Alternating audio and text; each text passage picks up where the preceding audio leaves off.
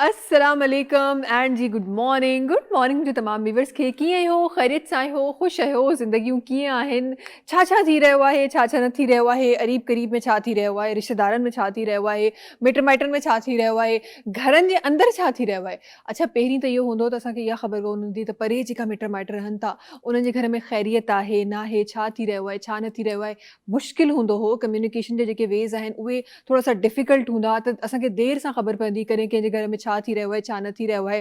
ख़ुतूत जे ज़रिए हिक ॿिए सां असां कम्युनिकेट कंदा हुआसीं ख़ुतूत जे ज़रिए, पर उन खां पोइ आहिस्ता आहिस्ता ॾिठो वियो त असांजो जेको कम्युनिकेशन जो ज़रियो आहे उहो चेंज थी वियो।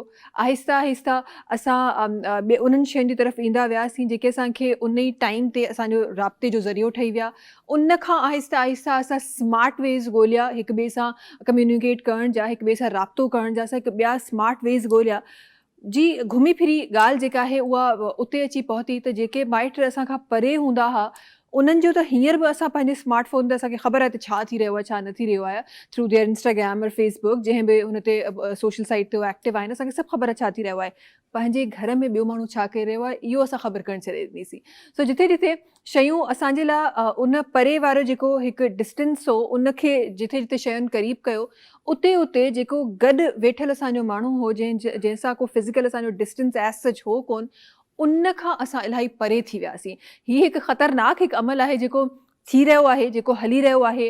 पर सुठी ॻाल्हि इहा आहे त हिन वक़्तु बि अहिड़ा माण्हू मौजूदु आहिनि जिन उहे ॿई दौर ॾिठा आहिनि ख़ुतूत वारा दौर बि ऐं उहो दौर जेको हिन वक़्तु हिकु सेकेंड में तमामु सॼी शइ तव्हांजे साम्हूं अची वञे उहो दौर बि उन्हनि ॾिठो आहे। सो हिन वक़्तु बि उन शइ जी वैल्यू आहे। ख़तरो तॾहिं शामिलु थींदो त अगरि हिन वक़्तु बि असां पंहिंजे उन्हनि जेके असांजे क़रीबी माण्हू असां सां गॾु आहिनि इवन हिकिड़े घर में असां जेके माण्हू रहनि था उहे जेके माण्हू वेठा आहिनि अगरि असां हींअर बि उन्हनि जी ख़ैर ख़बर न वठी सघियासीं त जॾहिं उहे उन दौर जा माण्हू उहा सतह जॾहिं असांजी दुनिया में न रहंदी त पोइ इन जी वैल्यू उन कनेक्शन जो जेको इम्पैक्ट आहे उन कनेक्शन जा जेके फ़ाइदा आहिनि उहे असांखे केरु सम्झाईंदो। अच्छा कुझु माण्हू चवनि था त जॾहिं बि इनखे जॾहिं तव्हां मेंटली लेवल ते ॾिसो था तव्हां जॾहिं पंहिंजी ज़हनी कैफ़ियत सां इनखे नाप तोलन जी कयो था काफ़ी माण्हू चवनि था त सुठनि दोस्तनि जो हुजणु ॾाढी ख़ूबसूरत अमल हूंदो आहे ऐं दोस्तनि जो फिज़िकली उन्हनि जो प्रेज़ेंट हुजणु तव्हां सां गॾु हुजणु हिकु ह्यूमन टू ह्यूमन जेका इंट्रैक्शन आहे लाइव इंट्रैक्शन उहो इलाही हेल्दी हूंदी आहे। तव्हां इहो ॾिठो हूंदो त अॼोके मुआशिरे में एंज़ाइटी डिप्रेशन स्ट्रेस उनजो हिकु वॾो हिकु लेवल आहे जेको वञी रहियो आहे। न सिर्फ़ु एडल्ट्स पहिरीं त इहो हूंदो न कम जे करे टेंशन आहे फलां जी किस्त भरणी आहे तॾहिं टेंशन आहे फलां जे लाइ हे खपे तॾहिं टेंशन आहे फलां बीमार आहे तॾहिं टेंशन आहे। इवन नंढा ॿार बि अॼु डिप्रेशन एंज़ाइटी स्ट्रेस जो शिकार आहिनि। इन जो रीज़न शायदि इहो ई आहे त असां ह्यूमन इंट्रैक्शन एॾो घटि करे छॾियो आहे। असां उन्हनि गैजेट्स में किथे पंहिंजे पाण खे बंदि करे छॾियो आहे जंहिं गैजेट असांखे एतिरे वॾे नुक़सान असांखे ॾेई रहियो आहे ॾिनो त आहे आहिस्ता आहिस्ता अञा मज़ीद वधीक नुक़सान ॾेई रहियो आहे। चवणु इहो आहे माण्हुनि जो त जॾहिं तव्हां दोस्त ॻोल्हियो था त उहो दोस्त ॻोल्हियो जेको फिज़िकली तव्हां सां गॾु प्रेज़ेंट हुजे। ट्राई कयो त उन्हनि सोशल एक्टिविटीज़ में वञण जी कोशिशि कयो जंहिं जिथां तव्हां सोशलाइज़ थियो जिथां सां माण्हुनि सां ॻाल्हायो जिथे तव्हां पंहिंजा ओपिनियन ॿिए माण्हुनि खां शेयर कयो। फ़ाइदा कहिड़ा आहिनि इहा दोस्ती करण जा छो त दोस्ती त हाणे अॼुकल्ह जेका फ्रेंडशिप आहे उहा डिफरेंट साइट ते थी रही आहे। खोड़ सारा असांजा फ्रेंड्स आहिनि जेके ऑनलाइन फ्रेंड्स आहिनि असांखे मिली रहिया आहिनि। असां खोड़ सारियूं ॻाल्हियूं बि उन्हनि सां शेयर कयूं था पर वरी बि इहो एंज़ाइटी इहो डिप्रेसिंग जेको माहौल आहे उहो ख़तमु नथो थिए। फ़ाइदा कुझु इन तरीक़े जा आहिनि त जेकॾहिं तव्हां पंहिंजे हिन गैजेट खे पासे ते रखे ह्यूमन इंट्रैक्शन करणु तव्हां स्टार्ट कंदो साइंस इहो चवे थी मेडिकल फील्ड इहो चवे थी त तव्हां जो तमामु जेको डिप्रेशन आहे स्ट्रेस आहे एंज़ाइटी आहे उहो काफ़ी हद ताईं घटि थी वेंदो। हिकु लोनलीनेस वारी हिकु फीलिंग आहे हींअर हर माण्हू जे अंदरि हिकु फीलिंग आहे। हर माण्हू इहो सम्झे थो त मां अकेलो आहियां चाहे उन जे सराउंडिंग में खोड़ सारा माण्हू वेठा हुजनि चाहे उनजो घरु उनजे मिट माइटनि सां भरियलु हुजे पर उन खां पोइ बि किथे न किथे अकेलाई फील करे थो किथे न किथे उहो अकेलो फील करे थो।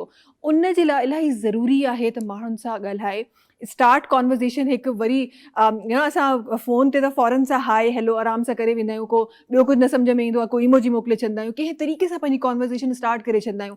पर जॾहिं बि साम्हूं माण्हुनि सां कम्युनिकेट करण जी ॻाल्हि ईंदी आहे, किथे असां घबराइजी वेंदा आहियूं, किथे असां उहो कम्युनिकेशन जेके असांजा स्किल्स आहिनि उहे किथे मरण लॻंदा आहिनि.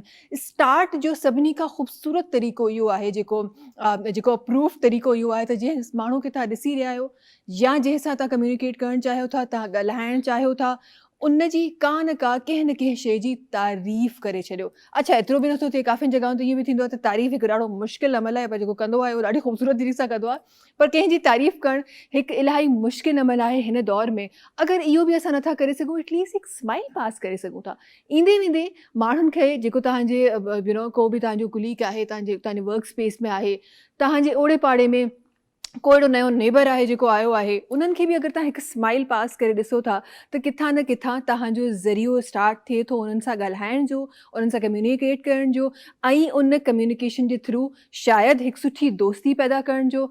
अगरि तव्हांखे उन्हनि माण्हुनि मां आहियो त को हिकु फ्रेंड तव्हांजो एग्ज़ैक्टली को बेस्ट फ्रेंड कोन ठहंदो आहे, उन जे लाइ बि का पाबंदी न आहे. अगरि तव्हां वटि को बेस्ट फ्रेंड न आहे, को मसइलो न आहे. तव्हां घटि में घटि हर माण्हू सां सुठो रवैयो रखी, हर माण्हू सां हिकु दोस्ती वारो अंदाज़ रखी, तव्हां पंहिंजे तमामु इन्हनि जेके डिप्रेशन फेज़ आहे या एंज़ाइटी फेज़ आहे या स्ट्रेस फेज़ आहे तव्हांजो, उन खां तव्हां निकिरी सघो था. या अगरि उन फेज़ में तव्हां न बि आया आहियो त तव्हां उन खां बची सघो था.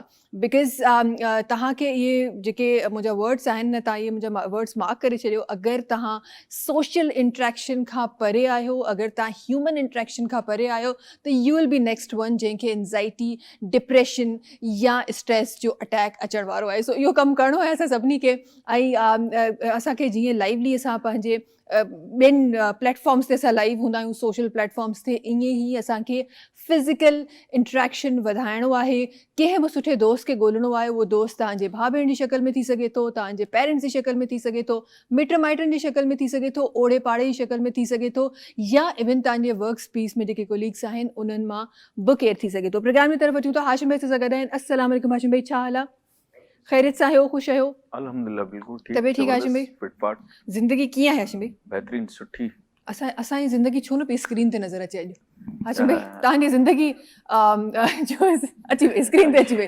हाणे ॿुधायो, ठीकु सां आहियो? ज़बरदस्त फिटफाट ज़िंदगी साम्हूं ई आहे. हा, साम्हूं ई आहे. त हिते तव्हांजे साम्हूं नाज़रीन जे साम्हूं न पई आई, हाणे अची वई. अची चलो, वई. हाणे फाइनली पहुची वई. ख़ैर जी, समझदार के लिए इशारा काफ़ी होता है. अॻियां अचूं था. सॻे सॼा महिमान हज़रात जेके आहिनि उहे मौजूदु आहिनि. हिन तरफ़ सॻे जेका पर्सनैलिटी तशरीफ़ फरमा आहे, माशाल्लाह सां लफ़्ज़नि जी जेका महारत आहे मोहतरमा, उहे पाण रखनि थियूं. काफ़ी हिकु वॾे अरसे खां एज़ एन एंकर पर्सन पंहिंजा जेके फ़राइज़ आहिनि उहे सरअंजाम ॾेई रहियूं आहिनि.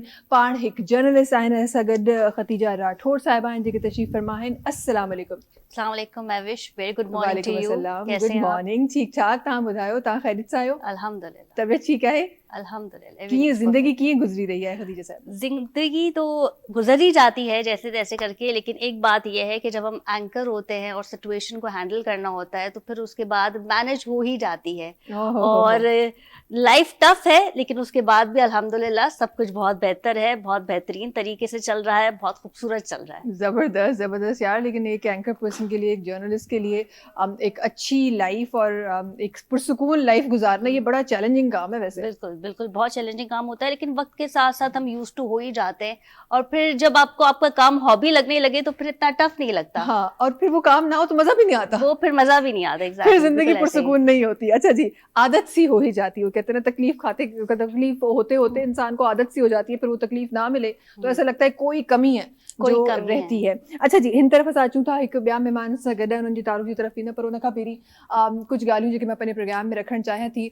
हिकु अलमियो आहे असांजी सोसाइटी जो, त असां एजुकेशन खे, ख़बर न आहे छो काफ़ियुनि जॻहियुनि ते अल्हम्दुलिल्लाह कमु ॾाढो सुठो थी रहियो आहे, पर एजुकेशन खे असां हमेशह सेकेंडरी रखंदा आहियूं. असां उन्हनि खे कॾहिं प्रायोरिटी रखियो न आहे. ऑल्दो एजुकेशन उन्हनि बेसिक नीड्स मां आहे जेके ज़िंदगी गुज़ारण जा जेके पिलर्स आहिनि, उन्हनि बेसिक पिलर्स मां एजुकेशन आहे. कुझु माण्हू अहिड़ा आहिनि जेके एजुकेशन ते ॾाढो ख़ूबसूरती सां कमु कनि पिया. कुझु उहे माण्हू, असां हींअर ताईं इहो त ॿुधो हो त उहे माण्हू जेके स्ट्रीट लाइट्स ते वेही ऐं पढ़ंदा हुआ, अॼु सुठी सुठी पोज़ीशन्स ते आहिनि. ॾाढी सुठी ॻाल्हि आहे.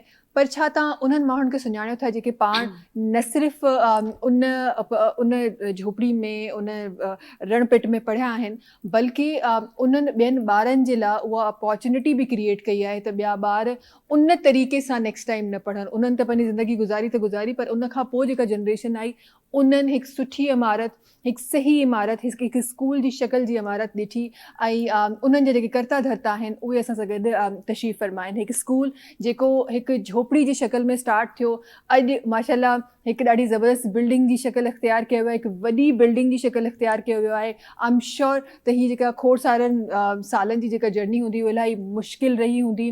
उहो माण्हू जंहिं पंहिंजी ज़िंदगी में पंहिंजी एजुकेशन हासिल करण खे हिकु चैलेंज सम्झो हो, अॼु ख़बर नाहे केतिरा अरीब क़रीब जा ॻोठ आहिनि जिन जा ॿार आहिनि, को 25-30 ॻोठ आहिनि अरीब क़रीब जा जिन जा ॿार आहिनि जेके अॼु उन इमारत में पढ़ी रहिया आहिनि। उन ई शख़्स जी इनिशिएटिव खां पोइ जंहिं शख़्स खे पंहिंजे लाइ तालीम हासिल करणु मुश्किल हुई। असां गॾु तशरीफ़ रखनि था हिकु सोशल एक्टिविस्ट, हिकु एजुकेशनल सां गॾु तशरीफ़ रखनि था मुकेश कुमार मेघवार साहब आहिनि जेके तशरीफ़ रखनि था। अस्सलाम वालेकुम। वालेकुम सलाम। कीअं हो? ख़ैरियत सां आहियो? ख़ुशि आहियो? तबियत ठीकु आहे? ज़िंदगी कीअं आहे मुकेश साहब?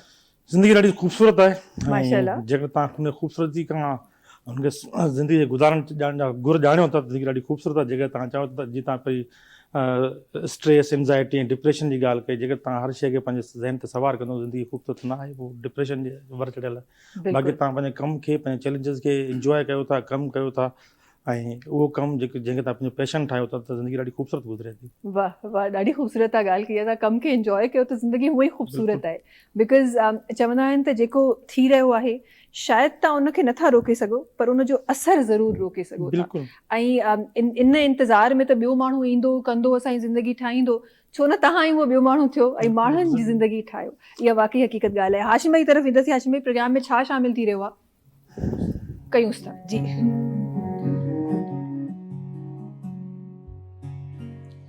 कभी मैं सोचता हूँ कुछ न कुछ कहूँ, फिर ये सोचता हूँ क्यों ना चुप रहूं।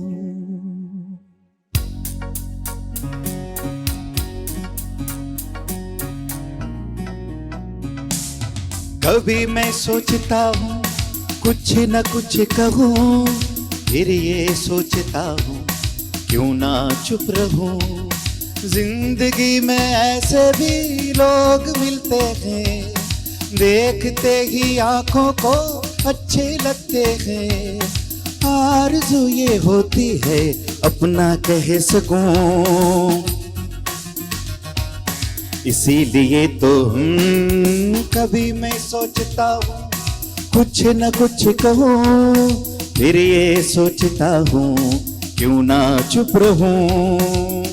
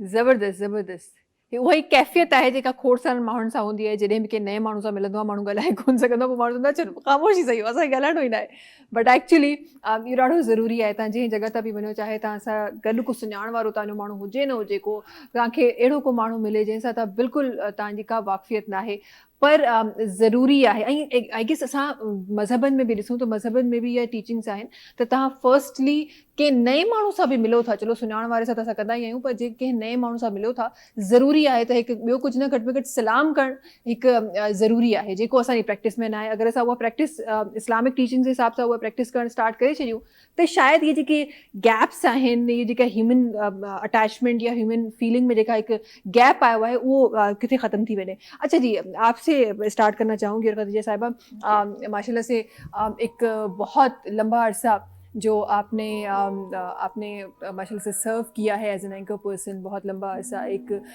जर्नलिस्ट के तौर पे अपने फ़राइज़ सर अंजाम देने ज़रा सा मुझे इस जर्नी के बारे में बताइए कि कैसे स्टार्ट किया किस तरह कैसे सोचा कि जर्नलिज्म में आना है अच्छा बिल्कुल क्योंकि मैं भी सोचा तो बहुत पहले ही था और क्योंकि जब आपका फैमिली बैकग्राउंड इस तरह का कुछ होता है तो फिर आप कहते हैं कि हमने इसी को ज्वाइन करना है हाँ।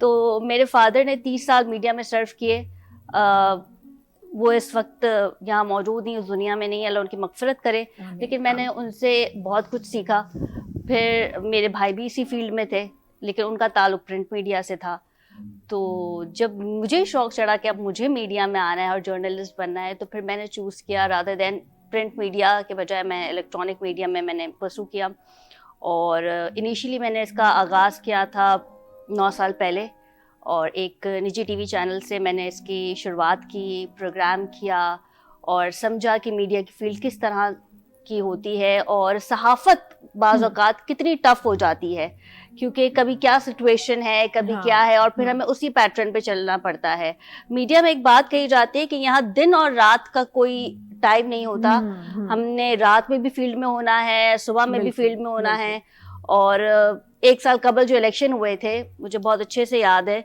उसमें भी हम रात के 3-3 बजे 4-4 बजे तक जो है वो कैंडिडेट्स के साथ बातचीत कर रहे हैं शूट्स कर रहे हैं प्रोग्राम कर रहे हैं तो इनिशियली आगाज़ जब मैंने किया था इस फील्ड का तो वो मैंने अपनी फैमिली को देख के ही किया था कि वालिद भी इसी फील्ड से ताल्लुक़ रखते हैं भाई भी हैं तो चले फिर ठीक है हम भी जो है वो इसी फील्ड में आ जाते हैं तो काफ़ी एक अच्छा एनवायरनमेंट रहा ओवरऑल इन 9 सालों में बहुत कुछ सीखने को मिला मेरे सीनियर्स का सपोर्ट था जिनकी मैं आज भी बहुत इज्जत करती हूँ और जो लोग अब इस फील्ड में आ रहे हैं स्पेशली लड़कियाँ तो मैं उनको भी यही कहती हूँ कि आप आएँ इस फील्ड में काम करें मुश्किल वक्त आता है लेकिन वो थोड़ी देर का होता है फिर जैसे जैसे आप इसको कवर अप करते हैं इसको सेटअप करते हैं तो आप देखते हैं कि चीज़ें बहुत स्मूथ हो जाती है बहुत आसान हो जाती है सही सही अच्छा वो जो टाइम था जब ये सोचा कि क्योंकि फादर हैं ब्रदर हैं तो इसी फील्ड में आना है आज भी इसीलिए इस फील्ड में है या अब अपनी चॉइस है अब अपनी चॉइस है पहले मैंने कहा ना कि मुझे पहले शौक था कि फादर भी इसी फील्ड में है भाई भी इस फील्ड में तो चले यार हम भी देखते हैं कि कैसा एनवायरनमेंट होगा कैसा लगेगा लोगों के दरमियान जब जाएंगे उनकी तकलीफ़ें शेयर करेंगे उनसे बातचीत करेंगे फिर पॉलिटिकली जब सियासतदानों से बात होंगी तो फिर उनका पॉइंट ऑफ व्यू समझेंगे और जैसे कि हम सब जानते हैं कि पाकिस्तान में इस वक्त सियासत की क्या हालात है वो तो किसी से ढका छुपा नहीं है हमें तो ये भी नहीं पता होता कि मौजूदा हुकूमत अपनी मुद्दत पूरी करेगी भी या नहीं ये तो पाकिस्तानी सियासत एक्चुअली बहुत अनप्रेडिक्टेबल है कुछ नहीं पता होता कि कल क्या होना है कल क्या हो जाए और कल कुछ भी हो सकता है तो आपको प्रिपेयर रहना है आपको रेडी रहना है आपको फील्ड में जाना है अगर कोई ब्रेकिंग आ गई तो आपने स्टूडियो पहुंचना है एज एनालिस्ट आपको जो है वो डिफरेंट चैनल्स में जाना है तो वो कहते हैं ना कि हर खबर पे नजर रखनी पड़ती है तो फिर ये सिचुएशन हो जाती है ये तो मुझे तो बड़ी टफ जॉब लगती है एंकर पर्सन की एक्चुअली कि हर वक्त आपको अलर्ट रहना पड़ता है कि कुछ भी हो सकता है और जो हुआ है उसकी पूरी जो रियलिटीज़ हैं उसके बारे में भी आपको जानना पड़ती है बड़ी बड़ी टफ जॉब लगती है मुझे ऑनेस्टली अच्छा जी इन सां गॾोगॾु काफ़ी सारा मुश्किल तरीन कम ॿिया माण्हू बि करे रहिया आहिनि जिन मां मुकेश साहब हिकु आहिनि जिन पंहिंजी जेका शुरूआती जेका जर्नी आहे उहो इलाही मुश्किलातुनि सां आई एम श्योर त खोड़ सारा चैलेंजिस आया हूंदा पर स्टार्ट कीअं थियो केसा मूंखे पहिरीं इहो ॿुधायो, इहो ज़हन अॼु माशाल्लाह एतिरा सारा ॿार जेके उते पढ़ी रहिया आहिनि, न सिर्फ़ु उहे ॿार पढ़ी रहिया आहिनि बल्कि उन्हनि इलाइक़नि जा जेके टीचर्स आहिनि, जेके क़ाबिल टीचर्स आहिनि उते कमु करे रहिया आहिनि, उन्हनि जे लाइ बि हिकु सुठी अपॉर्चुनिटी आहे। मुंहिंजे ख़्याल में को 10 नंबर आहे शायदि टीचर्स जो, या इन खां मथे आहे, हाणे मथे आहे, ठीकु आहे माशाल्लाह।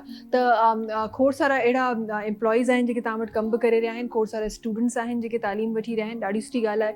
इन्हनि सभिनीनि शयुनि जो स्टार्ट कीअं थियो? बेसिकली हिकिड़ो तव्हांजो विजन हो, जॾहिं तव्हांजी पंहिंजी लाइफ उन पूरे हिकिड़े फेज़ मां गुज़रे, जेका स्ट्रगल आहे एजुकेशन जे लाइ, तव्हां त ख़ुशनसीब आहियो, शहर जा माण्हू तव्हां वटि ॾाढा ज़बरदस्त प्राइवेट स्कूल मौजूदु आहिनि, अफोर्डेबल आहियो। असांजा ॻोठाणा माण्हू जिते छित बि न आहे, बिल्डिंग बि न आहे, झोपड़ी बि न आहे, ऐं वण जे हेठि वेही करे ॿारु तइलीम वठे थो, ऐं उनजो ख़्वाबु छा हूंदो। वेल आउं ख़ुशनसीब हुउसि की हिकिड़ी स्ट्रगल हुई, उहा स्ट्रगल जारी रही ऐं मूंखे ॿाहिरि निकिरण जो मौक़ो मिलियो, ऐं उतां खां उहो विजन शुरू थियो त यार ठीकु आहे, 100-200 ॿारनि मां जेकॾहिं हिकिड़ो ॿारु ॿाहिरि निकितो त उहा सक्सेस न आहे। 200 ॿार मां जॾहिं 100-150 ॿार ॿाहिरि निकिरे थो ऐं कंहिं हिकिड़ी मंज़िल ते आहे, कंहिं हिकिड़ी पोज़ीशन ते पुॼनि था, पंहिंजा जेके ड्रीम्स आहिनि उहे पूरा कनि था, त पोइ सम्झो था हिकिड़ी कामयाबी आहे। सो असां जेको दोस्तनि जो हिकिड़ो असांजो ग्रुप हुयो, 2016 खां असां एजुकेशन ते कमु कयो पियो बदीन में। असां हिकिड़ी लार्ड एजुकेशन एमरजेंसी कैंप लॻाइसीं प्रेस क्लब ते, ताकी जेके डिस्ट्रिक्ट बदीन जा बंदि पियल स्कूल आहिनि उहे खुलनि। असां लार्ड जी पहिरीं जेका आहे सो हिकिड़ी साइंस ऐं मैथ ते टेस्ट ऑर्गेनाइज़ कईसीं, जंहिंमें 3000 खां वधीक ॿारनि पार्टिसिपेट कयो डिस्ट्रिक्ट बदीन जे। ऐं लार्ड में ठठो सिजावल ऐं बदीन जे लाइ असां हिकिड़ो लार्ड साइंस फेस्टिवल हिकिड़ो मेगा थर एजुकेशन अलायंस सां मिली करे असां जेको ऑर्गेनाइज़ कयोसीं उते। सो उहे सॼा इनिशिएटिव हुया, ऐं जेके बंदि पियल स्कूल हुया, जिते जिते असांजी एक्सेस हुई, जिते असांजा दोस्त हुया, असां पंहिंजी जेको आहे पॉकेट मनी मां 2-2 हज़ार रुपया करे असां मुख़्तलिफ़ स्कूल 3-4 स्कूल हलाया पिए। ऐं हिन पूरी जर्नी में जेको अमन एलिमेंट्री स्कूल आहे, न्यू फास्ट अमन एलिमेंट्री स्कूल, उनजे लाइ आऊं तमामु घणो शुक्र अदा कंदुसि सिंध एजुकेशन फाउंडेशन जो। जॾहिं सिंध एजुकेशन फाउंडेशन न हुजे हा, उनजो प्रपोज़ल न अचे, अप्लाई न कया हा, त शायदि इहो अमन एलिमेंट्री स्कूल जेको हिन वक़्तु मौजूदु आहे उहो हिकिड़ो ख़्वाबु हुजे हा। ऐं सिंध एजुकेशन फाउंडेशन जो जेको इहो इनिशिएटिव आहे, जेके एंटरप्रेन्योर आहिनि, नौजवान जेके कमु करणु चाहींदा एजुकेशन सेक्टर में या सोशल एंटरप्रेन्योरशिप ते कमु करणु चाहींदा, उनजे लाइ इहा वॾी अपॉर्चुनिटी। सो मूं अप्लाई कयो, मुंहिंजो स्कूल शॉर्टलिस्ट थियो, जेको हिकिड़ी झोपड़ी खां शुरू कयो। अॼु माशाल्लाह हिकिड़ी ज़बरदस्त ख़ूबसूरत बिल्डिंग आहे, पूरे एकड़ में स्कूल आहे। वॾी ख़ुशी जी ॻाल्हि इहा आहे त ॿारहाड़ी जो स्कूल आहे, ऐं उन ॿारहाड़ी जे स्कूल में जिते असांजो मेन फोकस गर्ल्स एजुकेशन आहे। इन सां गॾु गॾु जेके हारियुनि ऐं मज़दूरनि जा ॿार आहिनि उहे मेन फोकस आहिनि। असां वटि हिन वक़्तु 98% जेके ॿारड़ा पढ़नि था उहे हारियुनि मज़दूरनि जा, को रक्शे हलाइण वारे जो, को ट्रैक्टर ड्राइवर जो, को ॿनी में कमु करण वारे जो ॿार पढ़े थो। उन सां गॾोगॾु मेन फोकस ॿियो असांजो इहो हो त ठीकु आहे ॿारड़ा त पढ़नि था पिया, पर असांजो इहो त छोकिरियूं पढ़नि। ॿारहाड़ियुनि में सभिनी खां वॾे में जो चैलेंज आहे उहो नियाणियुनि जी तइलीम आहे। उन्हनि खे हिकिड़ो एक्सेस कोन्हे, हिकिड़ो ॻोठाणो पूरो ट्राइबल हिकिड़ो माइंड सेट हूंदो आहे त नियाणियुनि जी तइलीम त ज़रूरी कोन्हे, पर असां सम्झूं था मर्द पढ़ियो, हिकिड़ो फ़र्द पढ़ियो, हिकु औरत पढ़ी पूरो घर पढ़ियो। सो उन पूरे विजन सां गॾु हलूं था पिया। हिन वक़्तु मूं वटि टोटल जेका फैकल्टी उहा 16 आहिनि माण्हू कमु कंदा, जंहिंमां 14 जेके आहिनि उहे टीचर्स आहिनि, 2 जेको असां सपोर्टिंग स्टाफ आहे, ऐं 409 ॿार आहिनि। ऐं असांजो हिकिड़ो ख़्वाबु आहे त इहो फ़िलहाल त एलिमेंट्री स्कूल आहे, फ्यूचर में इहो मैट्रिक ताईं इंटर ताईं थींदो, या मे बी यूनिवर्सिटी ताईं ॿुधायूं। इंशाल्लाह ज़रूरु हूंदो, छो त उहो ख़्वाबु जेको हिकु नंढे स्कूल जो हो, अॼु माशाल्लाह हिकु वॾे स्कूल जी ताबीर हासिल करे चुको आहे। त इंशाल्लाह इहो बि जेको तव्हांजो ख़्वाबु आहे इहो बि ज़रूरु साजिया थींदो। जल्दी सां हिकु ब्रेक की तरफ़ हलूं था, वापसि अची कुझु खोड़ सारियूं ॻाल्हियूं इंशाल्लाह प्रोग्राम में शामिल करणियूं आहिनि। वक़्तु आहे ब्रेक जो, तव्हां सां मुलाक़ात कयूं था नंढी कमर्शियल ब्रेक खां पोइ।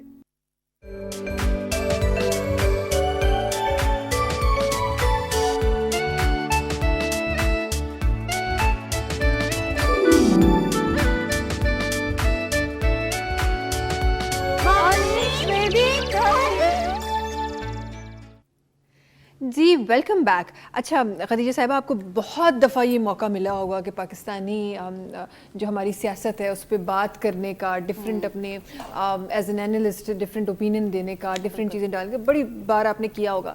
आज ज़रा कटहरे में आपको खड़ा करते हैं और ज़रा सा आपको पाकिस्तानी सियासत से हटा के ज़रा सहाफ़त के सवाल पूछते हैं। ज़रा मुझे बताइए पाकिस्तानी सहाफ़त क्या है आपके लिए? देखिए, अगर हम बात करते हैं जर्नलिस्ट की, तो उसमें हमें ये होता है कि हमने ओपिनियन लेना होता है अवाम का, और साथ ही जो हुक्मरान है वो अवाम के लिए क्या कर रहे हैं। सही। मैं बहुत सारे एंकर पर्सन को ये करते हुए देखती हूँ, शायद कुछ लोगों को बुरा भी लग जाए, कि वो अपना ओपिनियन दे रहे होते हैं। हमारा काम होता है सिर्फ सवाल करना। अगर हुक्मरान है और कोई मिनिस्टर है हमारे साथ बैठा हुआ है, तो हमने उनसे ये जानना है कि आप अपनी मिनिस्ट्री को किस तरह चला रहे हैं, जो आपको फंड्स दिए जा रहे हैं, या वो अवाम जिन्होंने आपको इलेक्ट किया है आपके हलके में, क्या आप वो पैसा अपने हलके में लगा रहे हैं या नहीं। ये एक होता है एक सहाफ़ी का सवाल जो हम मिनिस्टर से करते हैं। और जब हम अवाम के दरमियान जाते हैं तो फिर हम उनसे पूछते हैं कि आपने जिनको वोट दिया था, क्या इलेक्शन के बाद वो आपके हलके में आते हैं?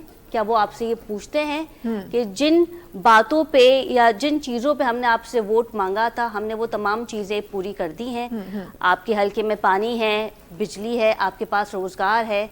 तो ये सारी चीज़ें हम अवाम से पूछते हैं और फिर उसके बाद अवाम के सवालात लेके हम जाते हैं हुक्मरानों के पास। तो सहाफ़त तो एक यही है, लेकिन बहुत सारे एंकर पर्सन ऐसे भी मौजूद हैं, अब तो खैर वीलॉगर्स आ गए हैं, यूट्यूबर्स आ गए हैं, जो अपना ही ओपिनियन दे रहे होते हैं। अच्छा, ये मैं ज़रूर जानूंगी कि आपको कैसा लगता है, तो 9 साल आपने जर्नलिज्म को दिए हैं, तो आपको कैसा लगता है कि ये जो यूट्यूब वाले हमारे जर्नलिस्ट आ गए, उनको देख के कैसा लगता है? कुछ को देख के तो अच्छा भी लगता है और कुछ के ओपिनियन हमें समझ नहीं आते। कुछ अच्छे हैं जो एक्चुअल में बात करते हैं, जो अवाम के बारे में बात करते हैं और फैक्ट्स पे बात करते हैं। लेकिन बात होती है अगर कोई MNA है या MPA है और वो सालों से जीतता आ रहा है, तो फिर आपने ये भी तो देखना है ना कि उतने सालों से उसने क्या काम किया है अपने हल्के में। और इस वक्त सहाफ़त पे एक बुरा वक्त भी आया हुआ है, यकीनन आपकी नज़रों से गुजरा होगा पिका एक्ट के हवाले से, जिसमें फेक न्यूज़ के बारे में अगर कोई सहाफ़ी कोई फेक न्यूज़ फैलाता है, कोई फॉल्स न्यूज़ फैलाता है, तो उस पर कार्रवाई होगी और फिर उसे सेशन कोर्ट या हाई कोर्ट में नहीं जाना है, फिर उसका जो केस है वो डायरेक्ट सुप्रीम कोर्ट में होगा। तो ये कुछ हद तक ये एक्ट बेहतर भी है और कुछ हद तक ये बेहतर नहीं भी है, क्योंकि इसकी वजह एक सबसे बड़ी ये भी आती है कि आप किसी भी सहाफ़ी को बिना किसी वजह के आप उसे जो है वो उठा सकते हैं, उस पर कार्रवाई की जा सकती है और उस पर ये इल्ज़ाम भी मुरतब किया जा सकता है कि आपने कोई फॉल्स न्यूज़ या फेक न्यूज़ जो है वो फैलाई है। तो एक जर्नलिस्ट के लिए अब थोड़ा सा टफ हो गया है, जिस पे हमने देखा कि काफ़ी सारे जो हमारे सहाफ़ी भाई बहन है वो प्रोटेस्ट भी कर रहे हैं इस हवाले से। हाँ, अभी तक हो रहा है। क्या लगता है कि ये जो एक ऑर्डर पास हुआ है, ये कोई रिवर्स होने के कोई चांसेस हैं? देखिए, जिस तरीके से नेशनल असेंबली में इसे पास किया गया, फिर सेनेट में इसको पास किया गया, फिर सदर ने भी दस्तखत कर दिए, जिस स्पीड में ये काम हुआ है नून लीग की हुकूमत में, तो उसने जवाब देने की भी हमने सवाल का भी मौका नहीं मिला हमारे जर्नलिस्ट को, और उससे पहले ही साइन हो गया था। उससे पहले ही साइन हो गया था। 26वीं आईनी तरमीम में हमने देखा था कि डिले हो रहे थे, बातचीत हो रही थी, लेकिन इसमें तो कोई बातचीत ही नहीं हुई। फौरी नेशनल असेंबली के बाद सेनेट, फिर सेनेट के बाद सदर साहब ने भी इस पे दस्तखत कर दिए। तो ये रिवर्स तो नहीं हो सकता, और गॉड नोज वेल कि अगर ये अमेंडमेंट्स तो हो सकती हैं, अमेंडमेंट्स इस पे हो सकती हैं, लेकिन अभी भी हम देख रहे हैं कि वुज़रा की जानिब से ये कहा जा रहा है कि ये जो सहाफ़ी हैं ये उनके लिए नहीं है, ये बेसिकली वो लोग हैं जो वीलॉग्स बनाते हैं या यूट्यूब पे अपनी वीडियोस बनाते हैं, फेक न्यूज़ फैलाते हैं, ये उन लोगों के लिए। सही और बेहतर भी यही है। छो त असां भी इन शइ ते बिलीव कंदा आहियूं त पाकिस्तान का कोई भी रॉन्ग इमेज कहीं बाहर नहीं जाना चाहिए, और वैसे भी एक सोशल प्लेटफॉर्म्स का ज़माना है आजकल, कोई एक भी वीडियो फ़ौरन ही वायरल हो जाती है, और हमारे पास तो वैसे ही हमारा अलमिया है कि जो नेगेटिव चीज़ होती है उसको सबसे पहले हम देखते हैं और बड़े खूबसूरत से थंबनेल बना के हम दिखाते हैं लोगों को, ताकि लोगों को अट्रैक्ट हो। तो ये बड़ी आई गेस एक पॉइंट ऑफ व्यू से एक अच्छा स्टेप भी है, अगर ये उन लोगों के लिए जो सहाफ़ी कहलाते हैं। सहाफ़ी होना और कहलाना एक डिफरेंट चीज़ है, तो जो कहलाते हैं उनके लिए ये बड़ी अच्छी चीज़ है। अच्छा, इनसा गॾो गॾु मुकेश साहब तव्हांजी तरफ़ बि मां ईंदमि ऐं थोरो ज़रूरु ॼाणणु चाहियां थी उन स्कूल जे बारे में जंहिंजे बारे में असां ॻाल्हाए रहिया हुआसीं। उन स्कूल में केतिरा हिन वक़्तु ॿार मौजूदु आहिनि, केतिरा एम्प्लॉइज़ आहिनि, कंहिं तरीक़े सां उते तमामु जेका शयूं आहिनि उन्हनि जी रवानगी कीअं हले पई, कीअं मैनेजमेंट कमु करे पई? उस्ताद आहिनि मेल फीमेल, ऐं असांजो मेन फोकस आहे त गर्ल्स एजुकेशन, गर्ल्स एम्पावरमेंट, ऐं त असांजो इहो बि फोकस त टीचिंग फैकल्टी आहे उन में सिर्फ़ु मर्द न हुजनि, उन में फीमेल्स हुजनि। त कोशिशि कयूं त उते जॉब अपॉर्चुनिटीज़ क्रिएट करण जे लाइ त उन्हनि खे असां कैटर करे सघूं, उहे जेके आहे उते पंहिंजो फ़राइज़ सरअंजाम ॾेई सघनि।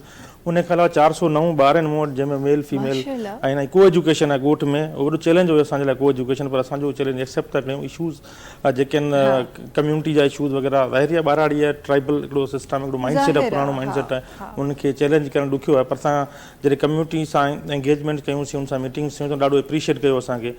ऐं सिंध एजुकेशन फाउंडेशन जो बि इहो ई प्रायोरिटी रही आहे हमेशह सां त ठीकु आहे ॿारड़ियुनि में तव्हां एजुकेशन ते कमु कयो था पर कोशिशि कयो केटर कयो उते जे गर्ल्स आहिनि या उते जो जेके उहे कम्यूनिटीज़ जेके मार्जिनलाइज़्ड आहिनि या जिन खे उहो एक्सेस ई कोन्हे त ॻोठ हिकिड़े में हिकिड़ो मॉडल क़िस्म जो स्कूल असांजो बेसिकली ख्वाबु इहो आहे त जेके ॿारहाड़ियूं आहिनि उन्हनि में टेक्नोलॉजी रिलेटेड शयूं जेको असां हुते मुतारफ़ करायूं स्कूल में। हिन वक़्तु असां वटि 5 LEDs आहिनि जिन ते ॿारनि खे इंटरनेट जे ज़रिए एजुकेशन ॾियूं था। उते लैब ठाहिण जो असांजो आहे त फ्यूचर में हिकिड़ी साइंस लैब हुजे जिते ॿार प्रैक्टिकल करे सघनि। ऐं असांजी टोटल जेको मॉडल आहे उहो एक्टिविटी बेस्ड लर्निंग मॉडल आहे, सिर्फ़ु रटाफिकेशन न आहे। त जेको पुराणो ट्रेडिशनल मॉडल हो त ॿार खे सवाल लिखाए छॾियो जवाबु रटो हणी पढ़ी ईंदो, लेकिन उन असां चवंदा ॿार सोचे थोरो कंसेप्चुअल शयूं हुजनि त ॾाढो मज़ो अचे पियो हुन जर्नी में। ऐं जेके नौजवान आहिनि मूंखे ॾाढी ख़ुशी थिए थी जेके उते नौजवान ॾाढा ईगर आहिनि, उहे ॾाढो जेको आहिनि सिखण जी कोशिशि कनि था नयूं नयूं शयूं।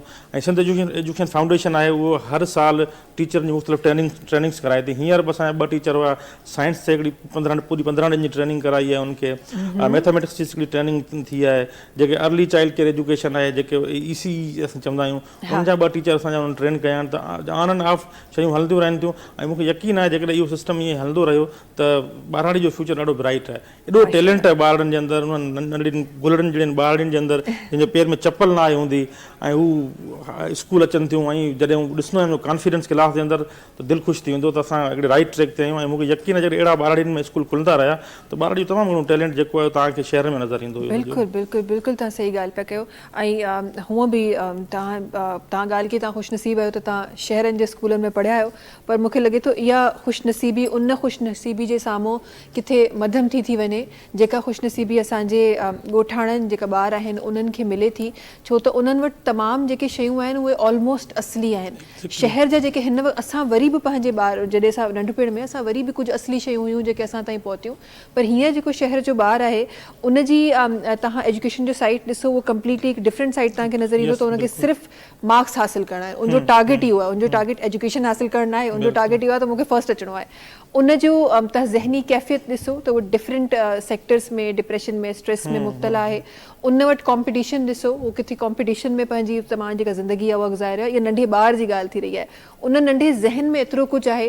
पोइ असां वटि हिकु प्रैक्टिस जंहिंखे माण्हू सुठो बि चवनि था बुरो बि चवनि था, असां वटि स्मार्टफोन अर्ली एज में ॾियण जी हिकु प्रैक्टिस आहे ऐं उन ते चेक एंड बैलेंस न हुजण जी प्रैक्टिस आहे, उहा शहरी ॿार खे मिली रही आहे। सो काफ़ियुनि जॻहियुनि ते शहरी ॿार पंहिंजी ख़ुशनसीबी खे हिते कॉम्प्रोमाइज़ करे थो विझे, पर अगरि उहो ई ॻोठाणो ॿार जेको इन्हनि तमामु शयुनि खां परे आहे, सही एजुकेशन तव्हांजे स्कूलनि जे थ्रू हासिलु करे थो, अॻियां अचे थो।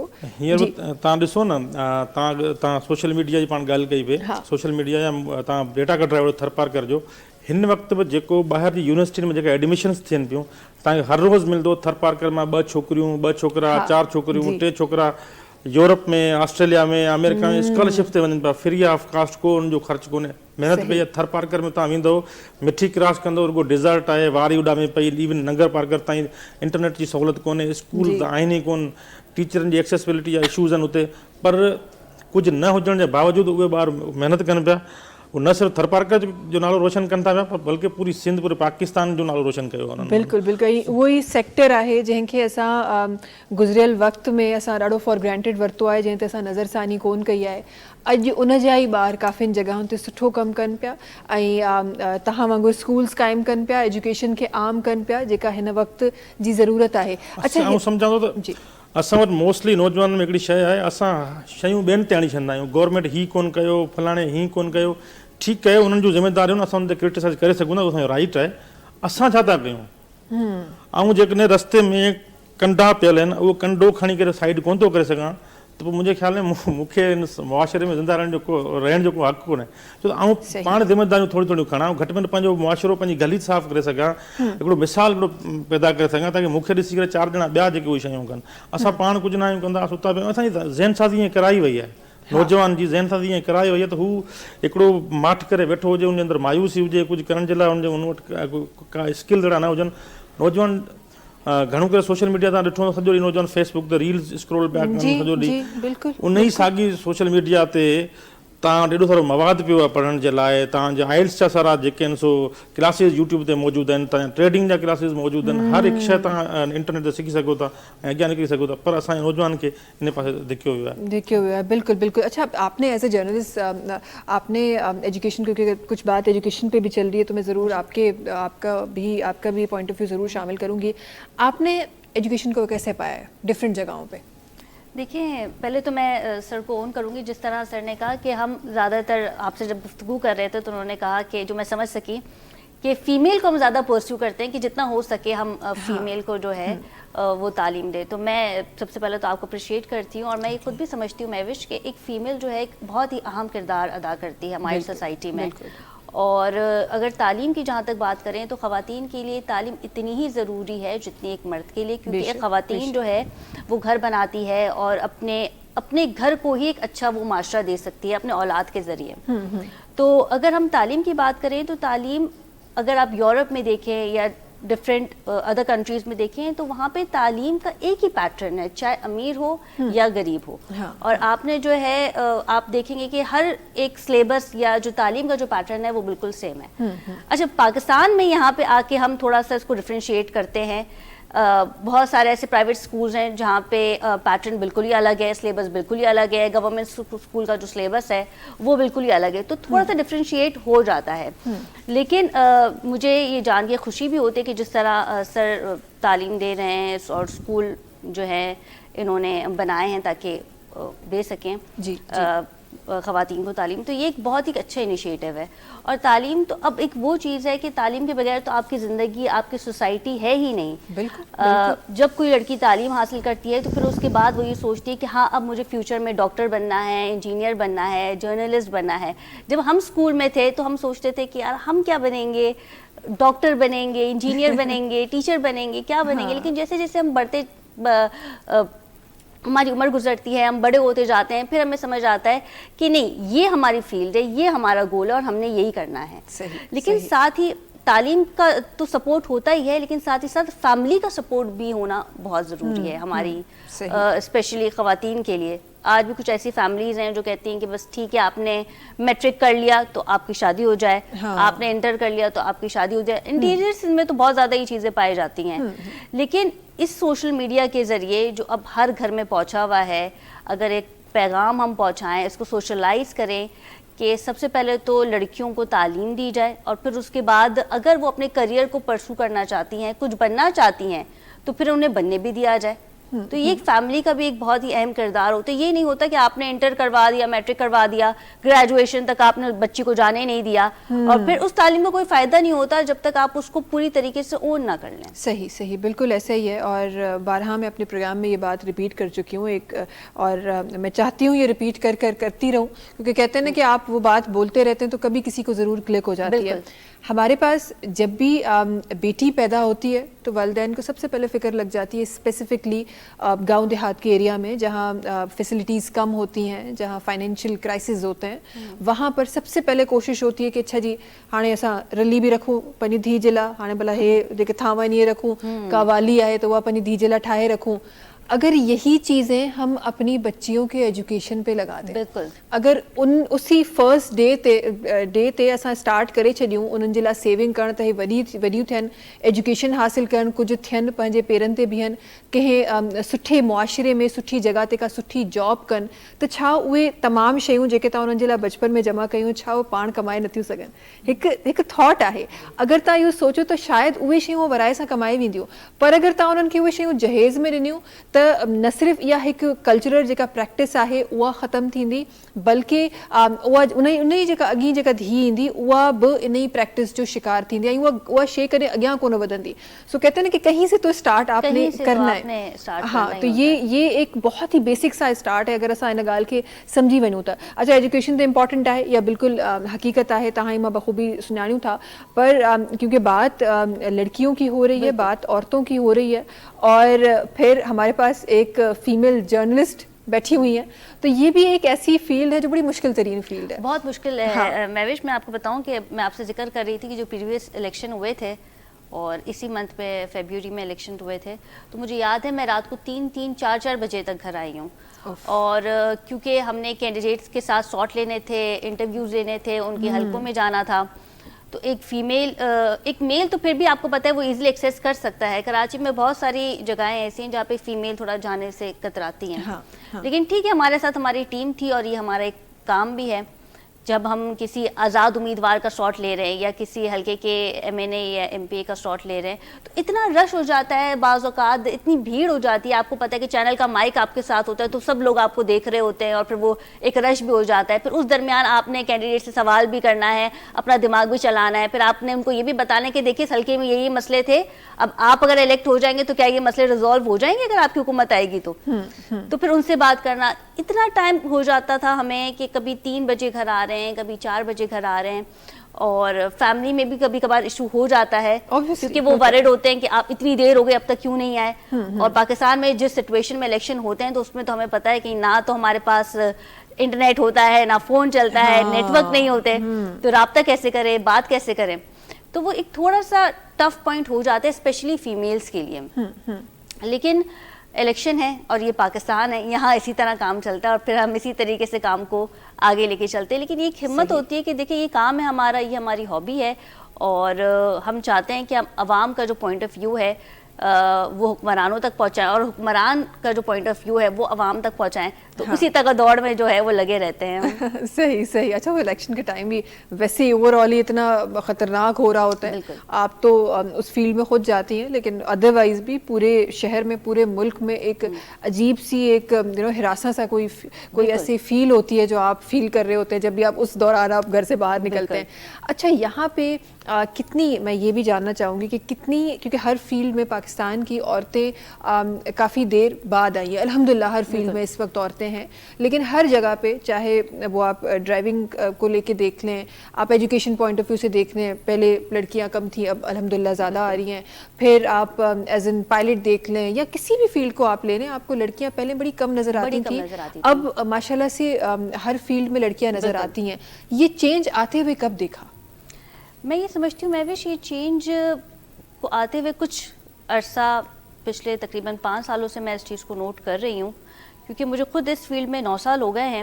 اور پہلے میں یہی دیکھتی تھی کیونکہ میں نے جیسے آپ کو انیشلی بتایا کہ میں خود اس فیلڈ میں تب آئی کہ میں نے اپنی فیملی کو دیکھا کہ ٹھیک ہے فادر ہیں, بھائی ہیں, تو میں بھی آ جاتی ہوں اور یہی چلتا رہتا ہے. لیکن وہ لڑکیاں جن کی فیملی اس فیلڈ میں نہیں ہوتی اور وہ اس فیلڈ میں آتے تو ان کو بڑی تکلیف ہوتی کیونکہ ان کو کوئی گائیڈ کرنے والا نہیں ہوتا. صحیح.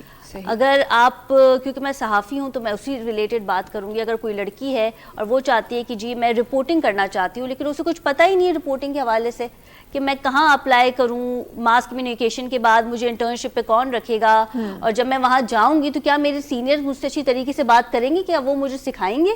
تو پہلے یہ چیزیں دیکھنے میں نہیں آتی تھی. آپ خود دیکھیں ماس کمیونیکیشن میں اگر خواتین کی بات کریں تو ریشیو بڑا کم تھا اور ٹی وی چینلز پہ اکثر میلز ہی نظر آتے تھے. لیکن اب یہ ٹائم آ گیا ہے کہ اگر آپ کمپیئر کریں کسی بھی چینل میں تو وہ وہاں خواتین زیادہ ہوں گے as compare to males. Even اگر آپ کوئی نیوز بلیٹن بھی دیکھیں تو 2 اینکر فیمیل ساتھ بیٹھ کے جو ہے وہ بلیٹن کر رہی ہوتی ہیں, لیکن 2 میل اینکر کو آپ نے بڑا کم دیکھا ہے. بالکل. اور اب تو چینلز کی ڈیمانڈ بھی یہی ہوتی ہیں کہ فیمیلز کو لایا جائے اور فیمیل سے رپورٹنگ کروائیں یا پروگرام کروائیں.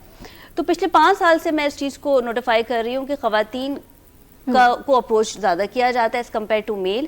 لیکن یہ ہے کہ ایک تو تعلیم کی بھی بات آ جاتی ہے کہ پہلے خواتین اس طریقے سے انہیں تعلیم نہیں دی جا رہی تھی یا فیملی کی طرف سے, یا تو پھر ان کی ارلی میرج ہو جاتی تھی. لیکن اب یہ ٹرینڈ تھوڑا سا ختم ہو گیا ہے اور اس میں ایک تو سب سے بڑی بات سوشل میڈیا کا بھی بہت اہم کردار ہے کہ ہم چھوٹی چھوٹے چنکس کلپس بناتے ہیں, ایک میسج دیتے ہیں کہ دیکھیں ایک عورت ہی ایک بہتر معاشرہ دے سکتی ہے اپنے بچوں کے تھرو. بے شک ایسے ہی ہے. تو اسی میسج کے تھرو ہم نے دیکھا ہے کہ پھر والدین کے دماغوں میں جب یہ بات گئی تھوڑا براڈ مائنڈیڈ ہوئے, پھر انہوں نے اپنی بچیوں کو پرسو کیا کہ ٹھیک ہے آپ جائیں اور فیلڈ میں کام کریں.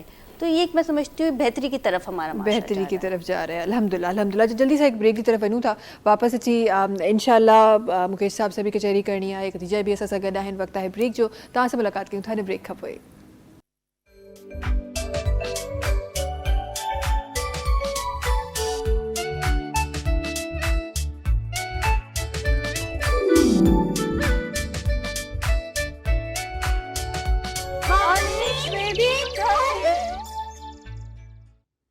जी वेलकम बैक। अच्छा जी, सुबुह जॾहिं थींदी आहे त खोड़ सारी शयूं हूंदियूं आहिनि जेके इंसान जे ज़हननि में हूंदियूं आहिनि ऐं उन्हनि मां कुझु शयूं पॉसिबल बि हूंदियूं आहिनि, कुझु शयूं न बि पॉसिबल हूंदियूं आहिनि।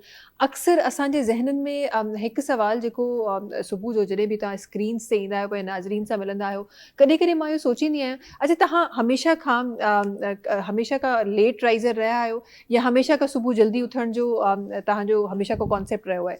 ॻोठ में त इहो ज़ाहिर आहे तव्हां सवेरे सुम्हो था हा, त त 7-8 सवेरे बजे ताईं त सुबुह सही तव्हांजी 5-6 बजे अखि खुली थी वञे। सही पर जेको यूनिवर्सिटी जो दौरु जेको हुयो उन हा में असां लेट उथण वारनि मां ई ज़ाहिर आहे जॾहिं क्लासिस ऑफ हूंदा त राति जो देरि ताईं पढ़णो हूंदो या दोस्तनि सां गॾु गपशप हूंदी, डिस्कशन्स वग़ैरह हूंदियूं या किताबनि ते बहस वहसा हूंदा हुया त देरि सां सुम्हंदा आहियूं, देरि सां उथंदा आहियूं। पर अॼु बि जॾहिं ॻोठ वञूं था त ॻोठ जी जेका सुबुह जी जेका मॉर्निंग आहे न, पखियुनि जी आवाज़ या मुंहिंजो जेको स्कूल आहे असां हिकिड़ो उन ग्रीन बेल्ट ठाहियो, वण आहिनि त उते सुबुह ॾाढी ख़ूबसूरत हूंदी आहे।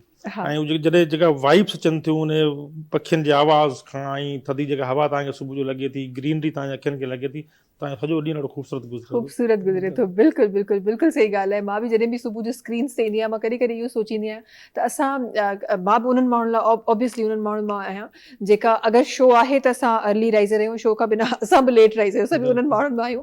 पर जेके माण्हू ॾिसनि था, जेके माण्हू पसंदि कनि था, जेके माण्हू सोचनि था तव्हांखे ॿुधण जे लाइ, उन्हनि खे एक्चुअली सलाम आहे एक्चुअली। अच्छा, हिते जॾहिं सुबुह जी ॻाल्हि थी आहे, उन स्कूल जी ॻाल्हि थी आहे, थोरो सो उन स्कूल जे बारे में मां मज़ीद पंहिंजे नाज़रीन ताईं कुझु ॻाल्हियूं पहुचाइणु चाहियां थी। तव्हां कुझु देरि पहिरीं चयो त कुझु LEDs बि आहिनि जेके उन स्कूल में आहिनि।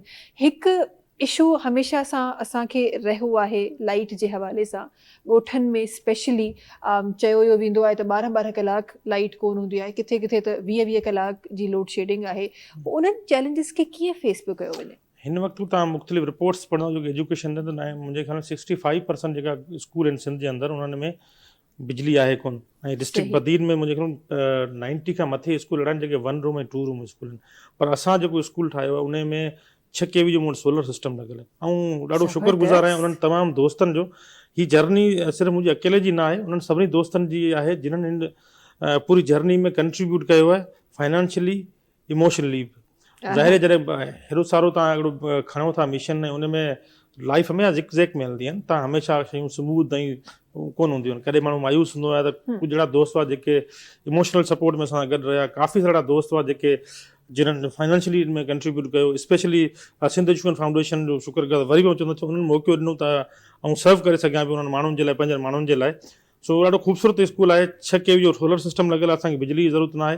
ऐं उते जेके मोटर पाणी जेको आहे उहो बिजली ते आहे। सभिनी रूम्स में पंखा लॻियल आहिनि, रोशनीअ जो ॾाढो ख़ूबसूरत इंतज़ाम थियल आहे ऐं 24 आवर असां वटि जेको इलेक्ट्रिसिटी मौजूदु आहे। ज़बरदस्त ज़बरदस्त। अच्छा, हिकु ॾाढी कॉमन प्रैक्टिस आहे असां वटि, मूंखे हिसाब त असांजो जेको ॿारु आहे, काफ़ी माण्हुनि जो इहो चवणु आहे, काफ़ी सर्वेस बि आहिनि त असांजो जेको ॿारु जेको स्कूल नथो वञे, स्पेशली कोविड-19 खां पोइ जेको स्कूल खां ॿाहिरि थियो आहे ॿारु ऐं उहो वापसि नथो वञणु चाहे, उनजो हिकु वॾो रीज़न इहो बि आहे त उहे हालांकि त अलाउड न आहे, हालांकि त लीगल न आहे, पर उहो वरी बि चाइल्ड लेबर जी तरफ़ असांजो ॿारु हलियो वियो आहे।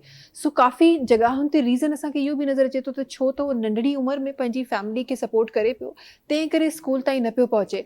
छा अहिड़ा इक़दामात तव्हांजी तरफ़ां कया विया आहिनि? छा इहो मतिलबु मेक श्योर कयो वियो आहे त जेके ॿार आहिनि जेके इन कर्ब खां गुज़री रहिया हुआ उन्हनि खे बि पंहिंजे स्कूलनि में पहुचायो वञे? बिल्कुलु, उन 2-3 शयूं हिकिड़ो असां पंहिंजी तरफ़ां इनिशिएटिव वरितो। असां जेको आहे सो ॾिसो ॿारु स्कूल छो वञे, असां मोस्टली फिटल स्कूल आहे, चापड़ किरनि था पिया, उनमें ॿारु छो वञे? सही, ठीकु आहे। सही। ॿार खे स्कूल वञण जे लाइ हुनजी पसंदि जूं शयूं हुजणु खपनि, ख़ूबसूरती हुजे, जेके उन मुख़्तलिफ़ क़िस्म जूं एक्टिविटीज़ उन जे लाइ हुजनि जेके उनखे अट्रैक्ट कनि स्कूल अचण जे लाइ, इन्वायरमेंट उनखे लॻे ऐं टीचर उनखे उहा रेस्पेक्ट ॾे। हिकिड़ो आम मज़दूर जो ॿारु जंहिंखे उनजो रईस या ज़मींदार जो वॾेरो जेको उनखे धुतकारे करे ॻाल्हाईंदो, उहा साॻी उन साॻी ॿार खे तव्हां हिकिड़ी रेस्पेक्ट सां उते विहारियो, ख़ूबसूरत हिकिड़ो इन्वायरमेंट में मिले, क्लासरूम हुजे, त छो न स्कूल ईंदो। ऐं असां उन पेरेंट्स जी बि काउंसलिंग कईसीं त ठीकु आहे, इनिशियली तव्हांखे लॻे थो त 50 रुपया, 60 रुपया, 100 रुपया, 20 रुपया तव्हांजो ॿारु हिकिड़ी होटल तां ॿाहिरि वारी करे या हिकिड़े मोटर मैकेनिक वञी करे खणी थो अचे, उहो फ्यूचर न आहे। असां अहिड़ा एग्ज़ाम्पल सेट कयासीं। उते त फलाणो जेको छोकिरो आहे जेको हाणे CSS करे वेठो आहे, उहो बि हिकिड़े मज़दूर जो ॿारु आहे। फलाणे जी गवर्नमेंट जॉब आहे, उहो बि हिकिड़े मज़दूर जो ॿारु आहे। जेके असांजे उते उन इलाइक़े जा कामयाब जेके नौजवान हुआ असां उन्हनि जा मिसाल खणी उन्हनि जे अॻियां रखियासीं, उन्हनि खे पंहिंजे स्कूल में घुरायासीं, उनजी काउंसलिंग कई। त जेको असां जॾहिं स्कूल शुरू कयो त असां 70 खां 80 ॿार हुया, 3 सालनि में असां वटि 400 जी एनरोलमेंट आहे। इहो माशाल्लाह। इम्पैक्ट आहे जेसि ताईं कम्युनिटी खां माण्हू इंटरेक्ट कोन थो करे, कम्युनिटी खे एंगेज कोन थो करे पंहिंजी एक्टिविटीज़ में या पंहिंजे इनिशिएटिव्स में, तेसि ताईं शयूं कामयाबु कोन थींदियूं। कामयाबु त तव्हां कोन थींदियूं, कम्युनिटी सही। लाइ कमु कयो, पंहिंजी कम्युनिटी सां तव्हां जेको इंटरेक्शन ई कोन्हे, वन वे हिकिड़ी इंटरेक्शन आहे, त पोइ मुंहिंजे ख्याल में अहिड़ा इनिशिएटिव जेके नाकाम थिया उनजी वजह बुनियादी इहा ई आहे। सही सही। अच्छा, ॿारनि जो रुझान मोस्टली कंहिं तरफ़ आहे? बिकॉज़ मां ॼाणणु चाहियां थी त असांजो जेको अॼोको जनरेशन आहे, जेको हिन वक़्तु तयारु थी रहियो आहे, सुभाणे उहो जॾहिं यूथ जी शक्ल में असां वटि ईंदो, पाकिस्तान खे सर्व कंदो, कहिड़ियूं उहे इंडस्ट्रीज़ आहिनि जंहिं तरफ़ ॿारनि जो रुझान आहे घणो? हा, मोस्टली बदकिस्मती सां इहो चवणो पवंदो त असांजो जेको नौजवान हिन वक़्तु जेको ॻोठनि जी यूनिवर्सिटीज़ मां या कॉलेज मां पढ़ी वेठो, हुन वटि को विजन आहे कोन, उनजी का कैरियर काउंसलिंग आहे कोन। हालांकि कैरियर काउंसलिंग जो काफ़ी सारो मटेरियल तव्हां वटि मौजूदु आहे, मोबाइल तव्हांजे हथ में त पूरी दुनिया तव्हांजे हथ में पई आहे। हाणे ॾिसो हिन वक़्तु AI जो दौरु आहे, टेक्नोलॉजी जो दौरु आहे, AI खे कीअं इंटीग्रेट करे सघिजे थो, AI तव्हांजो जॉब्स रिप्लेस करे छॾींदियूं। थी सघे अॼु पाण 3 ॼणा ॻाल्हायूं पिया, 10 साल खां पोइ त AI जा रोबोट्स उन्हनि शयुनि ते कमु कंदा हुजनि। बिल्कुलु। मूं वटि जेके कुझु टीचर ख़बर पढ़ाइनि नाहे पिया, तव्हांखे। थी सघे उहे टीचर न हुजनि, जॻह ते उहे रोबोट्स कमु कंदा हुजनि। त असांजे नौजवान खे वक़्त सां गॾु जेके शयूं हलनि थियूं उन पासे अचणु खपे। असां वटि छा थींदो ट्रेंड, ॿारहाड़ी जेके माण्हू आहिनि मोस्टली छा थियणो, तव्हां इंटर जे ॿार पुछा कंदो, FSC जो जेको पढ़े थो पुछा कंदो छा थींदो, डॉक्टर थींदुसि, छा थींदो, इंजीनियर थींदुसि। इंजीनियर थींदो। बाबा हाणे डॉक्टर पाण रोइनि था पिया त ख़ुदा हाणे असां पाण परेशान आहियूं, नौकरियूं कोन आहिनि। हाणे MBBS डॉक्टर जेको 5 साल पढ़े थो, ठीकु आहे, हिकिड़ो मेरिट ते पढ़े थो, थोरा पैसा भरे थो। जेके प्राइवेट कॉलेज में पढ़ंदा 50-50 लाख करोड़ रुपया 5 साल जा भरे करे कराची में 50,000 जी नौकरी कनि था पिया, त पोइ अहिड़ी MBBS हुजण जी ज़रूरत फ़ाइदो कहिड़ो आहे? असां वटि यूनिवर्सिटियूं जाम सारी मौजूदु, धड़ाधड़ प्राइवेट कॉलेज बिज़नेस जे करे डॉक्टर पैदा कनि पिया, अकोमोडेट किथे कंदा उन्हनि डॉक्टरनि खे? सही सही। त उन करे नयूं शयूं, नयूं फील्ड्स ॻोल्हणु खपे। ऐं जेके ॿारहाड़ी जा नौजवान उन्हनि खे चवंदा तव्हां 3 फील्डूं चूज़ कयो, AI खे ॾिसो, उन में पंहिंजूं जेके शयूं चूज़ कयो। फिज़िक्स जो दौरु आहे फ्यूचर में, ठीकु आहे, क्वांटम फिज़िक्स आहे, मेटाफिज़िक्स आहे, काफ़ी सारी तरक़ी करे पई। तव्हां नासा ॾिसी वठो, तव्हांजो ॿिया मुल्क ॾिसी वठो कि कहिड़ियूं कहिड़ियूं रिसर्चिस उन ते थियनि पियूं, ऐं एॾो ख़ूबसूरत सब्जेक्ट आहे, असां उन पासे वञूं कोन था। बॉटनी जो फ्यूचर आहे, ज़ूलॉजी जो फ्यूचर आहे, एग्रीकल्चर जो फ्यूचर आहे, असां पाण एग्रीकल्चर में आहियूं। असां वटि छा आहे, नौजवान जेको पढ़े थो ॿारहाड़ी जो, उनजे माइंड सेट में सिर्फ़ु उहो घरां खां ट्यूनिंग कई थी वञे, डिग्री कबी सरकारी नौकरी वठबी, डिग्री कबी सरकारी नौकरी कबी, का रिसर्च कोन्हे। जेको 4 साल यूनिवर्सिटी में पढ़ी थो अचे, उन वटि थीसिस हूंदी, उहा फोटो कॉपी थियल थीसिस हूंदी, उन पाणे ख़बर कोन्हे छा आहे। प्रोफेसर जेके यूनिवर्सिटी में पढ़ाए थो, को बि प्रैक्टिकल लर्निंग आहे कोन। टीचर आयो, लेक्चर ॾेई करे वियो हलियो, फलाणा नोट्स फलाणे फोटो कॉपी शॉप ते पिया आहिनि, खणी वठिजो, तव्हांखे असाइनमेंट जा 5 नंबर 7 नंबर ॾेई छॾंदा। हुअणु ईअं खपे, टीचर अचे थो जेको पढ़ाए थो, ॿार खे चयो आहे ही तव्हां वटि ही टाइम आहे, इन ते प्रैक्टिकल वर्क करे अचो त तव्हांखे मिलंदियूं शयूं। प्रैक्टिकल कंदो त ॿार सघंदो न। सही सर, सही। मैं आपकी बात सुन रही थी, मैं क्योंकि आप मिट्टी और थरपारकर के हवाले से बात करें, तो एक रेशियो के मुताबिक हमने एक अरसे से पहले ये भी सुना था कि मिट्टी या थरपारकर की हम बात करें तो वहाँ सुसाइड का रेशियो भी बहुत ज़्यादा बढ़ गया था। तो फिर जब काउंसलिंग की बात करते हैं तो ऐसा क्यों नहीं होता कि हम किसी भी एजुकेशन सिस्टम में कोई ऐसी क्लास या कोई ऐसी टीचर को अपॉइंट करें जो वहाँ बैठे बच्चों की काउंसलिंग भी करें, कि अगर आपको एंजाइटी है या आपको डिप्रेशन है या आप किसी भी मसले से 2-4 कर रहे हैं, तो वो स्टूडेंट आके टीचर से कम्युनिकेट करे और वो अपना मसला डिस्कस करे। क्योंकि अगर मैंने एक जगह पढ़ा था कि अगर किसी को कोई बीमारी हो जाती है तो वो बड़े खुशी से तो खैर नहीं बताते, सॉरी, लेकिन वो बताते कि देखिए हमें डायबिटिक है, हमें कैंसर है। लेकिन अगर किसी को कोई मेंटल डिसऑर्डर है तो वो किसी को बताता ही नहीं है कि मैं एक मेंटल डिसऑर्डर से 2-4 हूँ, या मुझे डिप्रेशन है, या मुझे एंजाइटी है। लोग बात करना पसंद नहीं करते, इस पर डिस्कस करना पसंद नहीं करते। तो ये भी तो एक सब्जेक्ट हो सकता है जो टीचर्स और स्टूडेंट्स के दरमियान डिस्कस हो सर। ये अच्छी सजेशन है। मैं खुद साइकोलॉजी का स्टूडेंट हूँ, मैंने BS ऑनर्स किया साइकोलॉजी में, तो मैं इन चीज़ों को बखूबी जानता हूँ। असल मसलो इहो आहे, असां वटि जेकॾहिं मेंटल तव्हांजा इशूज़ जेके आहिनि न, उनखे माण्हू सम्झंदा आहिनि त मैं चरियो, दिमाग़ जो मसलो, इट मीन्स ही चरियो आहे। हालांकि ईअं कोन्हे, हाणे जदीद स्टडीज़ अची वियूं आहिनि, माण्हू कनि था। ऐं ॿी ॻाल्हि, मोस्टली जो मेंटल इशूज़ है उनका जो हल है ना, वो आपकी थेरेपीज और काउंसलिंग्स हैं, आपकी मेडिकेशंस या ये चीज़ें नहीं हैं। तो जिस गांव के बंदे के साथ कोई इशू हो, गांव के मैंने पढ़े लिखे लोग देखे, उन्होंने कहो कि आप किसी थेरेपिस्ट से बात करें, काउंसलिंग करें, कोई सेशंस ले, तो वो कहते हैं इससे क्या इलाज होगा। न सिर्फ ॻोठ जा, शहरनि में भी इहो ई हाल आहे। इससे क्या होगा? इससे क्या तो होगा? इससे शहर में भी अवेयरनेस यही की हाल बड़ी है। जरूरत है। मीडिया चैनल जितने में उनसे अपील करूंगा कि अपने ये चीज एक सेगमेंट जरूर मेंटल रखें। डिसऑर्डर एक हाँ। बीमारी है, ये कोई हम्म। ऐसी चीज नहीं है कि आप डिस्कस नहीं कर सकते। अगर आपको फीवर है, आप बीमार हो, अगर आपको डायबिटिक है, आप बीमार हो, अगर आपको कैंसर है, आप बीमार हो, तो ये भी एक बीमारी है जिसे डिस्कस करके, जिसकी काउंसलिंग करके हो सकता मेडिकेशन है, के बाद बिल्कुल, इसको जो है बिल्कुल। वो हल किया जा सकता है। बिल्कुल बिल्कुल बिल्कुल। ऐसा है और टाइम टू टाइम हम डिफरेंट शोज़ के थ्रू इन ॻाल्हि जी असां अवेयरनेस बि ॾींदा रहंदा आहियूं। But I guess mental disorder ताईं पहुचण जे लाइ जेकी बेसिक असांजा रूट्स आहिनि उहे असांजा स्कूल्स ई आहिनि। जीअं तव्हां फरमाए रहिया हो त टीचर अचे थो, लेक्चर ॾेई हलियो थो वञे, ऐं जीअं काफ़ी सारा सर्विस बि आहिनि त अगरि तव्हां वटि को अहिड़ो माण्हू आहे जंहिंसां तव्हां ॻाल्हाए सघो था, पंहिंजी प्रॉब्लम शेयर करे सघो था, त तव्हां उन डिसऑर्डर ताईं बिल्कुलु। वेंदा ई न, बल्कि तव्हां उन खां पहिरीं ई उन तमामु स्ट्रेस मां तव्हां निकिरी ईंदो। उहो बिल्कुलु। स्ट्रेस कंहिं डिसऑर्डर जो शक्ल वठंदो कोन। सो असांजी टीचर्स खे बि मुंहिंजे ख़्याल में उन हिसाब जी ट्रेनिंग ॾियणु इलाही ज़रूरी आहे। ज़रूरी आहे। ठीकु आहे, हिकु पूरो सब्जेक्ट उन ते खणी अचणु शायदि हिकु वॾो चेंज आहे, मुश्किल चेंज आहे हिन इनिशियल दौर में, पर एटलीस्ट असां पंहिंजे टीचर्स खे एतिरो ट्रेन त करे सघूं था त ॿारनि सां उहो फ्रेंडली बिहेवियर रखनि त बिल्कुलु। अगरि को मसइलो किथे नज़र थो अचे त ॿार फौरन पंहिंजे टीचर वटि शेयर करे अची वञनि, उहो बिल्कुलु। डिस्कस कनि। बदकिस्मती इहा आहे त असांजो गवर्नमेंट जा जेके स्कूल आहिनि, टीचर महिनती बि आहिनि, उते ईअं न आहिनि सभु टीचर हिकु जहिड़ा आहिनि, ॾाढा महिनती टीचर बि आहिनि। हाणे उन्हनि टीचरनि जी ट्रेनिंग साल में पर इंडक्शन ट्रेनिंग थिए थी, उनखां पोइ का ट्रेनिंग कोन हूंदी। कोन थी थिए, सही सही। हाणे हिकिड़ो टीचर जंहिंजी 15 साल सर्विस थी वई आहे, ट्रेनिंग शुरू में वरिती जेका इंडक्शन ट्रेनिंग हुई, उनखां पोइ ट्रेनिंग ई कोन्हे। हालांकि हुजणु इहो खपे, हर साल टीचरनि जो डिफरेंट ट्रेनिंग्स हुजणु खपनि ताकी उहो अपडेट थियनि, नॉलेज उन वटि अपडेटेड नॉलेज अचे। हाणे उन नॉलेज ई उहा आहे जेका उन अॼु खां 16 साल पहिरीं सिखी। दुनिया ॾाढी तेज़ी सां शयूं चेंज थींदियूं वञनि पियूं, नयूं नयूं शयूं इंटीग्रेट थियनि पियूं एजुकेशन जे अंदरि, नयूं नयूं शयूं मुतारफ़ थियनि पियूं। उन टीचर खे वीचारे ख़बर ई कोन्हे, ॿारहाड़ी जो टीचर आहे। त इन्हनि शयुनि ते गवर्नमेंट लेवल ते इनिशिएटिव खणणु खपे। ॾाढी ख़ुशी जी ख़बर हुई त सिंध गवर्नमेंट पंहिंजो जेको 21% बजट एजुकेशन लाइ जेको मुख़्तस कयो आहे, तव्हांखे उहो चेंज नज़र न ईंदो किथे, उहो बजट यूटिलाइज़ ई सही कोन थी सघियो आहे। सही सही, इहो हिकु अलमियो रहियो आहे। असां वटि बजट त ईंदा आहिनि, पर यूटिलाइज़ेशन जो हमेशह खां मसइलो रहियो आहे, न सिर्फ़ु एजुकेशन में, कंहिं बि सेक्टर में ॾिसो तव्हांखे उहे कमियूं पेशियूं नज़र ईंदियूं आहिनि। पर हमेशह मां इन ॻाल्हि ते ॻाल्हि कंदी आहियां, तव्हांजी ॻाल्हि खे बि मां सेकेंड कंदमि, त जेके शयूं थी रहियूं आहिनि त थी रहियूं आहिनि, पर एज़ एन इंडिविजुअल तव्हां छा करे सघो था, आई गेस उहो रस्तो माण्हुनि खे ॾेखारणु खपे। त एज़ एन इंडिविजुअल तव्हां हेतिरी सारियूं शयूं आहिनि, इन्हनि तमामु मुश्किलातुनि जे हूंदे बि तव्हां न ख़ुशी जो जेको पौधो आहे उहो तव्हां लॻाए सघो था। उन मां हिकु पौधो जीअं तव्हां लॻायो आहे, इहे खोड़ सारा तव्हां जहिड़ा 10 ॿिया माण्हू मिलनि त शायदि सॼे थरपाकर जेको सॼो डिस्ट्रिक्ट आहे उनजो हर माण्हू, हर ॿार जेको आहे उहो पढ़ियल लिखियल असांखे मिले। अच्छा, हिते थोरो सो ज़रूर मां हिन तरफ भी अचणु चाहींदमि। हम एजुकेशन पे तो डिफरेंट जगहों पे, डिफरेंट सेक्टर्स पे हम लोग ज़रूर बात करते हैं, लेकिन ज़रा सा क्योंकि आपकी मौजूदगी है, आपका एक्सपीरियंस है, तो ज़रा सा जर्नलिज्म पे भी मैं चाहती हूँ कि हमारी जो आज की लड़की है वो जो आना चाहती है उसके लिए ज़रा हम रास्ते आसान करें। क्या किसी वक्त आपकी पूरा जो ये स्पेन है आपके करियर का, क्या कोई ऐसा टाइम आता है कि जब आपको लगता है कि भाई ये बड़ा मुश्किल टाइम है और इसको गुजारना बड़ा मुश्किल है? हाँ ठीक है, लेट नाइट आना ये डिफरेंट जगहों पे भी होता है, लेकिन यहाँ हमने ये भी सुना है कि थ्रेट्स भी बड़े आ रहे होते हैं हमारे जर्नलिस्ट को। फिर उसके बाद जिन जो बड़े सीनियर हमारे और बड़े नाम वाले जर्नलिस्ट हैं, खुदा ना खास्ता उनको अपनी ज़िंदगी भी गंवाते हुए हमने देखा है। तो क्या वक्त होता है और किस तरह ये चीज़ें मैनेज होती हैं?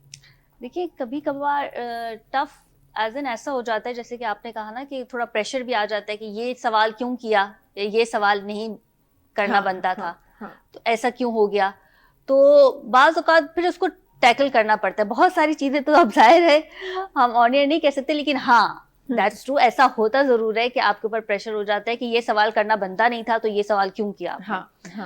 और लेकिन एक अच्छा सहाफ़ी वो होता है, वो कहते हैं ना कि बात भी हो जाए और बुरी भी ना लगे। अल्फाजों का चुनाव बहुत इंपॉर्टेंट होता है। आम सी मिसाल ना, सांप भी टूट जाए, सांप भी मर जाए, लाठी भी ना टूटे। लाठी भी ना टूटे। तो एक बेहतरीन एंकर मेरी नजर में वही है जो अल्फाजों के चुनाव से सवाल भी कर ले, जवाब भी निकाले, और फिर कोई आपसे सवाल करने वाला भी ना हो कि आपने ये सवाल आखिर क्यों किया था।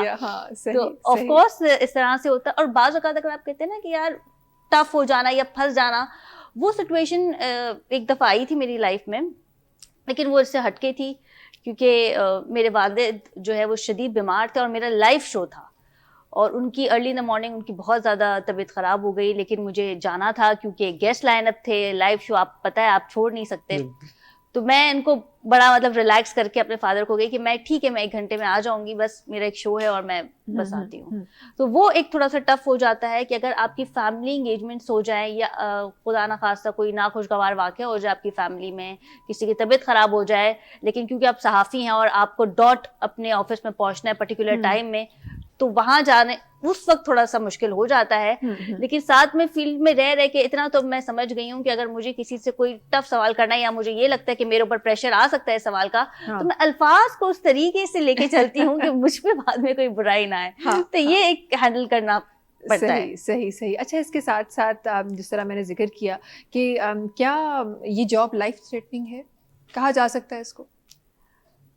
वेल हाँ, कहा जा सकता है, कहा जा सकता है कुछ जगहों पे। देखिए बहुत सारी चीज़ें ऐसी होती हैं कि आप अगर मैं मौजूदा हुकूमत की बात करूं तो नून लीग से किस तरह के सवालात किए जा सकते हैं या पीपल्स पार्टी से किस तरह के सवालात किए जा सकते हैं, एस्टेब्लिशमेंट के साथ किस तरह के सवालात किए जा सकते हैं, और अगर सवालात बेहतर नहीं हुए कुछ जगहों पे, और हमने ऐसा नहीं है, हमने देखा है कि पाकिस्तान की अगर मैं बात करूं, पाकिस्तान के सहाफ़ी लोगों के बारे में मैं बात करूं तो बहुत सारे ऐसे सहाफ़ी जिन्होंने अपनी जान गंवाई है, बिल्कुल। बहुत सारे पॉलिटिशियंस भी ऐसे हैं जिन्होंने अपनी जान गंवाई है। हम आज तक नहीं भूले शहीद बीबी को, जिस तरीके से वो आई थी, इलेक्शन के लिए आई थी, पाकिस्तान आई थी जलावतनी के बाद, और फिर उसके बाद हमने देखा कि उन्हें शहीद कर दिया गया। तो चाहे मैं तो ये नहीं कहती कि सिर्फ सहाफ़ी की जान ही खतरे में होती है, यहाँ पे सियासतदानों की जान भी खतरे में है। यहाँ पे हमने बानी पीटीआई के ऊपर भी हमले होते हुए देखे हैं।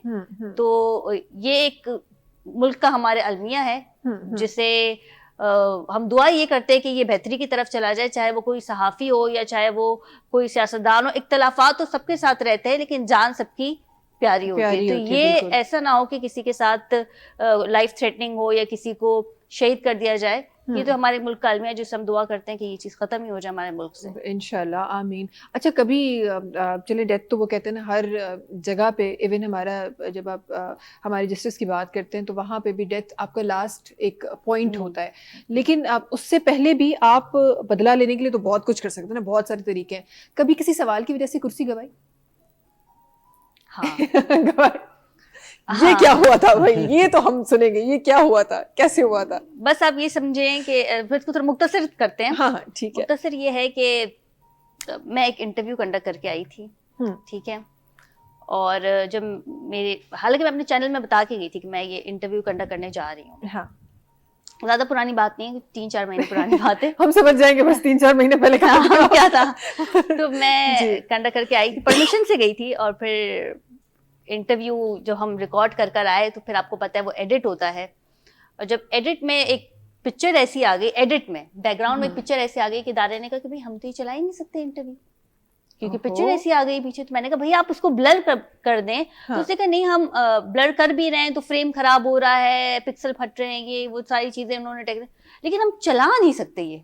मैंने कहा भाई आप तो एक तस्वीर की वजह से आप नहीं चला रहे, मुझे कुछ बात समझ नहीं आई ये क्या है। फिर उन्होंने कहा नहीं, वो 1-2 सवालात भी ऐसे थे। फिर उन्होंने कहा नहीं, गेस्ट ने उनका जिक्र कर दिया था तो हम नहीं चला सकते। मैंने कहा भाई मेरी मेहनत है, आप चलाएं। हाँ। तो उसकी वजह से ये है कि फिर मैंने इदारा ही छोड़ दिया। उन्होंने बात नहीं सुनी। हाँ, बात नहीं सुनी, लेकिन मैंने क्योंकि मेरी मेहनत थी। ये वाली बात ना जरा दिल को टच हो रही है, पता नहीं क्यों। हाँ, दिल को टच हो रही है। कुछ बातें ऐसी चल रही है करीब करीब में कि ये दिल को लग रही है ये बात। हालांकि कुछ आपके साथ तो कुछ ऐसा हो रहा है, महविश कुछ होने वाला है। उसके पीछे पिक्चर नहीं है, उसके पीछे कोई और पिक्चर है, उसके पीछे। खैर जी, अच्छा हिते वाकई में सहाफत मैं सल्यूट करती हूँ हमारे जो मुल्क के जितने वो लोग हैं जो अवाम को सर्व कर रहे हैं, और जिसमें सहाफत मुझे लगता है सबसे पहले नंबर पे आ रहा है। जितनी हमारी बड़ी बड़ी अच्छी ऑर्गेनाइजेशंस भी हैं जो काम कर रही हैं, सियासत में भी काम हो रहा है, ऐसा नहीं है कि नहीं हो रहा।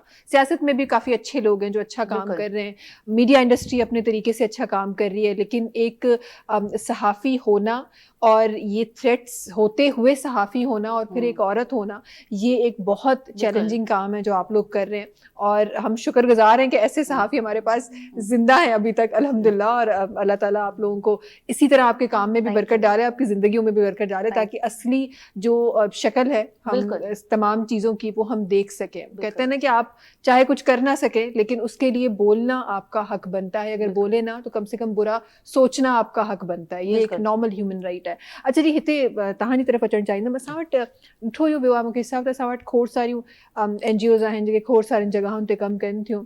स्पेशली जॾहिं कराची जहिड़े शहर में, छो त हिन वक़्तु असां कराची में वेठा आहियूं, उते ॾिठो थो वञे त उते त हिकु नंबर आहे NGOs जो.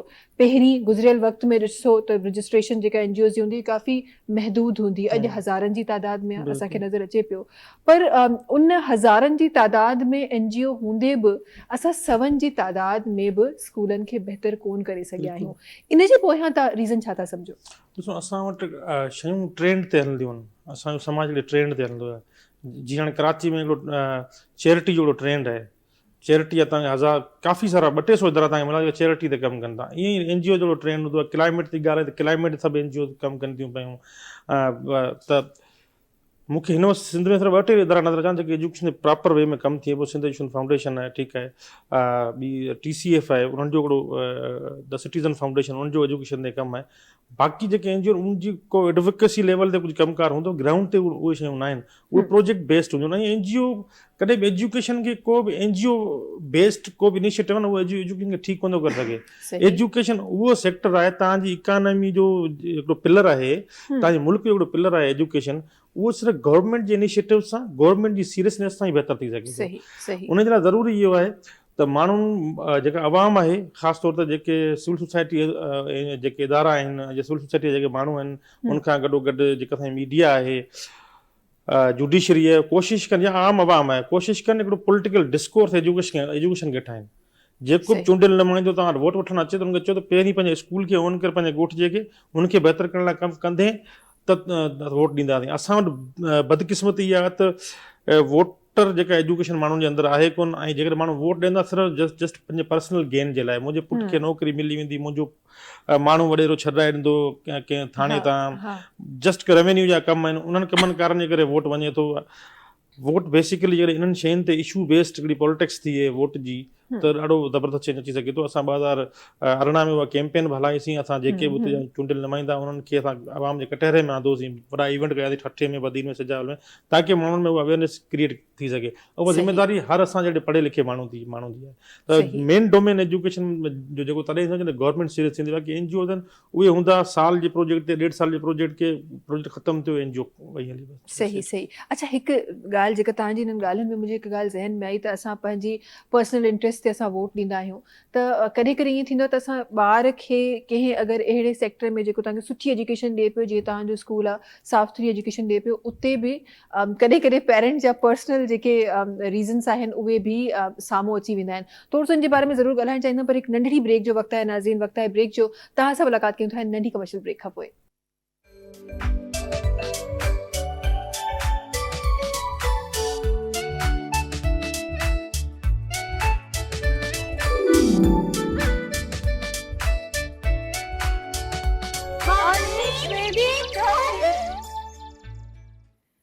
वेलकम बैक जी. अच्छा जी, उन्हनि पर्सनल इंट्रस्ट जी ॻाल्हि थी पे, त मां ज़रूरु इहो बि ॼाणणु चाहींदमि त असां वटि जेके पर्सनल इंट्रस्ट जी जॾहिं ॻाल्हि थिए थी, त असां वटि शुरूआती टाइम में त ॿारनि खे स्कूल मोकिलियो वेंदो आहे काफ़ी जॻहियुनि ते, पर 1-2 क्लास खां पोइ उन्हनि ॿारनि खे स्कूल खां कढियो बि वेंदो आहे, छो त उन्हनि जा पर्सनल इंट्रस्ट जेके आहिनि उहे पूरा न थी रहिया हूंदा आहे. इहो बि हिकु अलमियो आहे. छा तव्हांजे स्कूल में अहिड़ो को रेशो नज़र आयो आहे? असां वटि मोस्टली जेके ॿार जेके ड्रॉप आउट थियनि था उहे, छो त जिते मुंहिंजो स्कूल आहे उहो फ्लड अफेक्टेड एरिया आहे ऐं ड्राउट अफेक्टेड बि आहे. जेकॾहिं पाणी न आहे त ॾुकार अचे थो, जे बरसाति ते एॾी बरसाति अचे थी त फसल तबाह थी था वञनि. त जेके मोस्टली जेके लेबर क्लास आहे उते जी, जेके मज़दूरी कनि था ॿनियुनि में, एग्रीकल्चर लैंड्स ते, उन्हनि जो थोरो रेशो आहे, छो त हुननि खे टाइम टू टाइम माइग्रेट करिणो पवे थो. सही. जेकॾहिं असां वटि ॾुकार आहे त ॿिए पासे हलाए वेंदा आहिनि मज़दूरी जे लाइ. हाणे ज़ाहिर उहो ॿार उतां खां वियो हलियो त ज़ाहिर एडमिशन हिते आहे, ॿार उते मज़दूरी करे पियो. इहो थोरो हिकिड़ो इशू आहे माइग्रेशन जो, जंहिंजे करे उहे ॿार ॾाढा सफ़र कनि था. बाक़ी ओवरऑल जेके कम्यूनिटी उते रहनि थियूं उन्हनि जा ॿार रेगुलर अचनि था. ऐं बाक़ी छो त असांजो मंथली बेसिस ते 2 खां 3 मीटिंग्स पेरेंट्स सां हूंदियूं आहिनि. ऐं जेकॾहिं को ॿार स्कूल नथो अचे त हिकिड़ी पूरी डायरेक्टरी ठहियल आहे हुनजे पेरेंट्स जी, त असां उनखे कॉल कयूं था 2 ॾींहं 3 ॾींहं तव्हांजो ॿारु छो न आयो, थोरो इंट्रेक्शन आहे ऐं उहो 1 वे कोन्हे 2 वे आहे पेरेंट्स ऐं उन्हनि जो सभिनी जो, त उन करे शयूं एतिरियूं कोन्हनि। बाक़ी सभ खां वॾो इशू उन्हनि मज़दूरनि जो आहे, ख़ासि तौर जेके अनएजुकेटेड आहिनि ऐं सफ़ा ग़रीब आहिनि, उहे वीचारा सफ़र कंदा, जाम सफ़र कंदा। सही सही। त उन करे गवर्नमेंट खे अनफॉर्मल एजुकेशन ते बि सोचणु खपे। कुझु इनिशिएटिव्स आहिनि पर उन लेवल ते कोन। हाणे टेक्निकल कॉलेज ऐं हींअर डिस्ट्रिक्ट बदीन जो टेक्निकल कॉलेज विज़िट कयो, हिकिड़े 2 डिस्ट्रिक्ट जा मां टेक्निकल कॉलेज विज़िट कया, एॾियूं ख़ूबसूरत बिल्डिंगूं ठहियल आहिनि, किरोड़नि जो जेको आहे जेको आहे पूरी बिल्डिंग आहे, मशीनरी कोन्हे, टीचर्स कोन्हनि, बाहर कोने, मानों में अवेयरनेस कोने। 3 साल का वो डिप्लोमा होता है, उन 3 साल के डिप्लोमा पे आपको मार्केट बेस्ड जॉब्स आपको बाहर काफ़ी सारे जो गल्फ कंट्रीज है वहाँ पे मिल जाती हैं। मगर बदकिस्मती ये है कि हमारे पास वो सारे ऐसे ही टीचर आते हैं, बैठे होते हैं, बच्चे नहीं हैं। अगर जिनकी एडमिशन है तो वो यूनिवर्सिटी में कहीं और पढ़ रहे हैं, यहाँ पर भी एडमिशन है। ये सारा सबसे बड़ा सही। अच्छा फ्यूचर में को प्लान आहे इन स्किल्ड एजुकेशन के इन सेक्टर के पंहिंजे स्कूल जी तरफ़ आणण जो, या ॿिए कंहिं जॻह ते अहिड़ो को इदारो क़ाइमु करण जो जंहिंमें ॿार असांजा स्किल्ड बि थियनि? बिल्कुलु, असांजो मेन फोकस इहो ई आहे। हींअर ठीकु आहे हिकिड़ी एकेडमिक एजुकेशन जेका असांजी हले थी पई, उन सां गॾु असां उनजी स्किल बेस्ड लर्निंग बि करायूं बचपन खां वठी। त शयूं कीअं ठहंदियूं आहिनि, रोबोटिक्स जेके एजुकेशन, नंढियूं नंढियूं शयूं जेके मिलनि थियूं मार्केट में तव्हांखे, उहे ॿारनि खां ठाहिण टोड़ण वरी सेखारण जी कोशिशि कयूं था असां। हींअर नंढियूं नंढियूं शयूं रखियूं आहिनि पर उहे वॾे स्केल ते करणु चाहियूं था असां। जेके बि बुनियादी शयूं आहिनि कीअं ठाहिजनि, हर हिकु शइ जी स्किल बेस्ड लर्निंग उन वटि हुजणु खपे। उनखे ख़बर पए त जेकॾहिं टेबल ठाहिणी आहे त कीअं ठहे थी। असां उन कारपेंटर खे वठी अचूं स्कूल में, बाक़ाइदा सेखारे थी टेबल हिकिड़ी कीअं ठहे थी। जेकॾहिं आहे भर्त जो कमु आहे, जेके मुख़्तलिफ़ ॻोठनि में थींदा, उहे जेके एक्सपर्ट फीमेल आहिनि उन्हनि खे बि घुरायूं तो ॿारनि खे सेखारनि।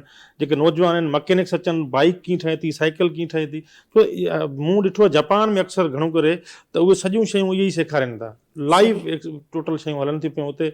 हुनजो इहो कोन्हे तव्हां हिकिड़ी डिग्री आहे 8 ताईं तव्हांजी फाउंडेशन एजुकेशन इहा ई आहे, ऐं तव्हां मैट्रिक ताईं हुजो त वञो, तव्हांखे का शइ ठाहिण बि न अचणु खपे। त सॼियूं शयूं सिखंदा। असांजो इहो ई आहे, फ्यूचर बि इन ई जो इन मॉडल जो आहे। हाणे त तव्हां जेको बि तव्हांजी एजुकेशन हूंदी उहा उन प्रैक्टिकल बेस्ड एजुकेशन हूंदी। असां वटि तव्हां ॾिसो न, मैकेनिकल इंजीनियरिंग जो यूनिवर्सिटी जो भले तव्हां वठी अचो हमारा, उनखे थ्योरिटिकल नॉलेज वॾी हूंदी, पर हिकिड़े ॻोठ जो उहो साॻी कार जो मिस्त्री हूंदो, उहो हिन खां वधीक एक्सपर्ट हूंदो। वजह इहा त 10-15 सालनि खां उहे शयूं उहो कमु करे थो पियो। ऐं हाणे मार्केट बेस्ड जेका आहिनि एजुकेशन आहे, मार्केट जी नीड छा आहे, उन बेस ते जे करिकुलम डिज़ाइन थियनि था यूनिवर्सिटी जा, ॿारनि यूनिवर्सिटियुनि जा।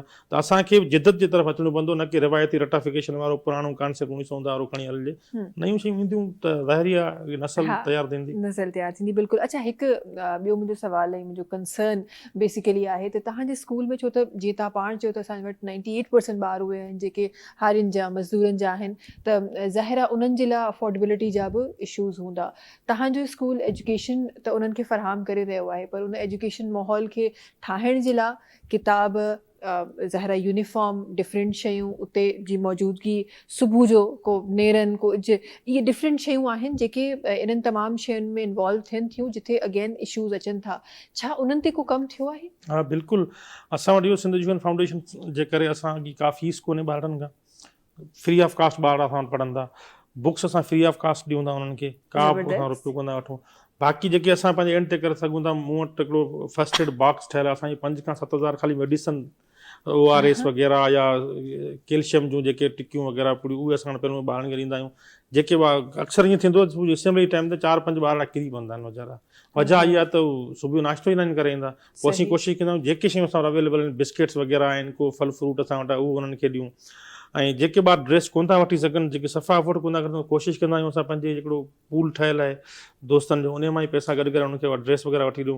कापियूं त असां साल में 50 खां 60 हज़ार जूं नंढियूं वठंदा आहियूं। कापियूं असां पयूं हूंदियूं आहिनि, जंहिं ॿार वटि कापी कोन हूंदी आहे कोशिशि कंदा आहियूं असां उनखे ॾियूं। पेंसिलूं, कलर्स, कैनवस वग़ैरह रखिया आहिनि ताकी पेंटिंग्स वग़ैरह शयूं सिखनि। ज़ाहिर ॾिसो हिकिड़ियूं शयूं हूंदियूं आहिनि, वरी उहा ॻाल्हि त गवर्नमेंट करे ऐं छा थो करे। ठीकु आहे, हिकिड़ो गवर्नमेंट शयूं करे थी पई, ॿिया माण्हू सपोर्ट कंदा पिया। मुंहिंजो पंहिंजो रोल छा, जेसिताईं पंहिंजो रोल प्ले कोन कंदुसि तेसिताईं मुंहिंजे ख़्याल में मूंखे ॿाहिरां केरु सपोर्ट कोन कंदो। जेकॾहिं फाउंडेशन असिस्टेंट अमर एलिमेंट्री स्कूल हिन लेवल ते आहे, वजह इहा आहे त मुंहिंजी पंहिंजी नियत आहे कमु करण जी।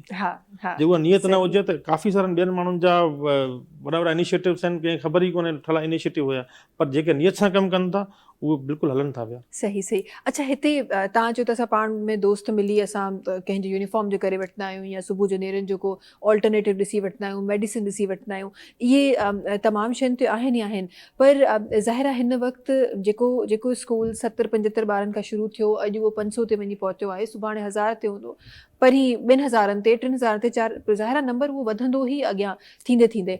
त फंड्स जी को अहिड़ी का अरेंजमेंट आहे, का अहिड़ी कमिंग आहे, या अगरि जेके फंड्स अची रहिया आहिनि, छा अहिड़ी का एक्सपेक्टेशन आहे तव्हांखे?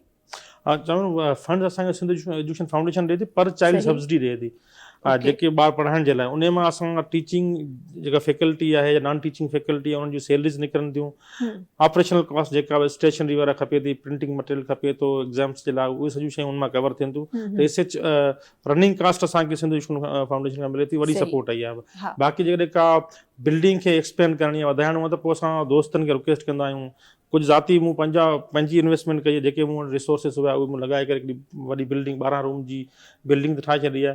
ज़ाहिर जी ॿार वधंदा त वधीक रूम्स जी ज़रूरत पवंदी।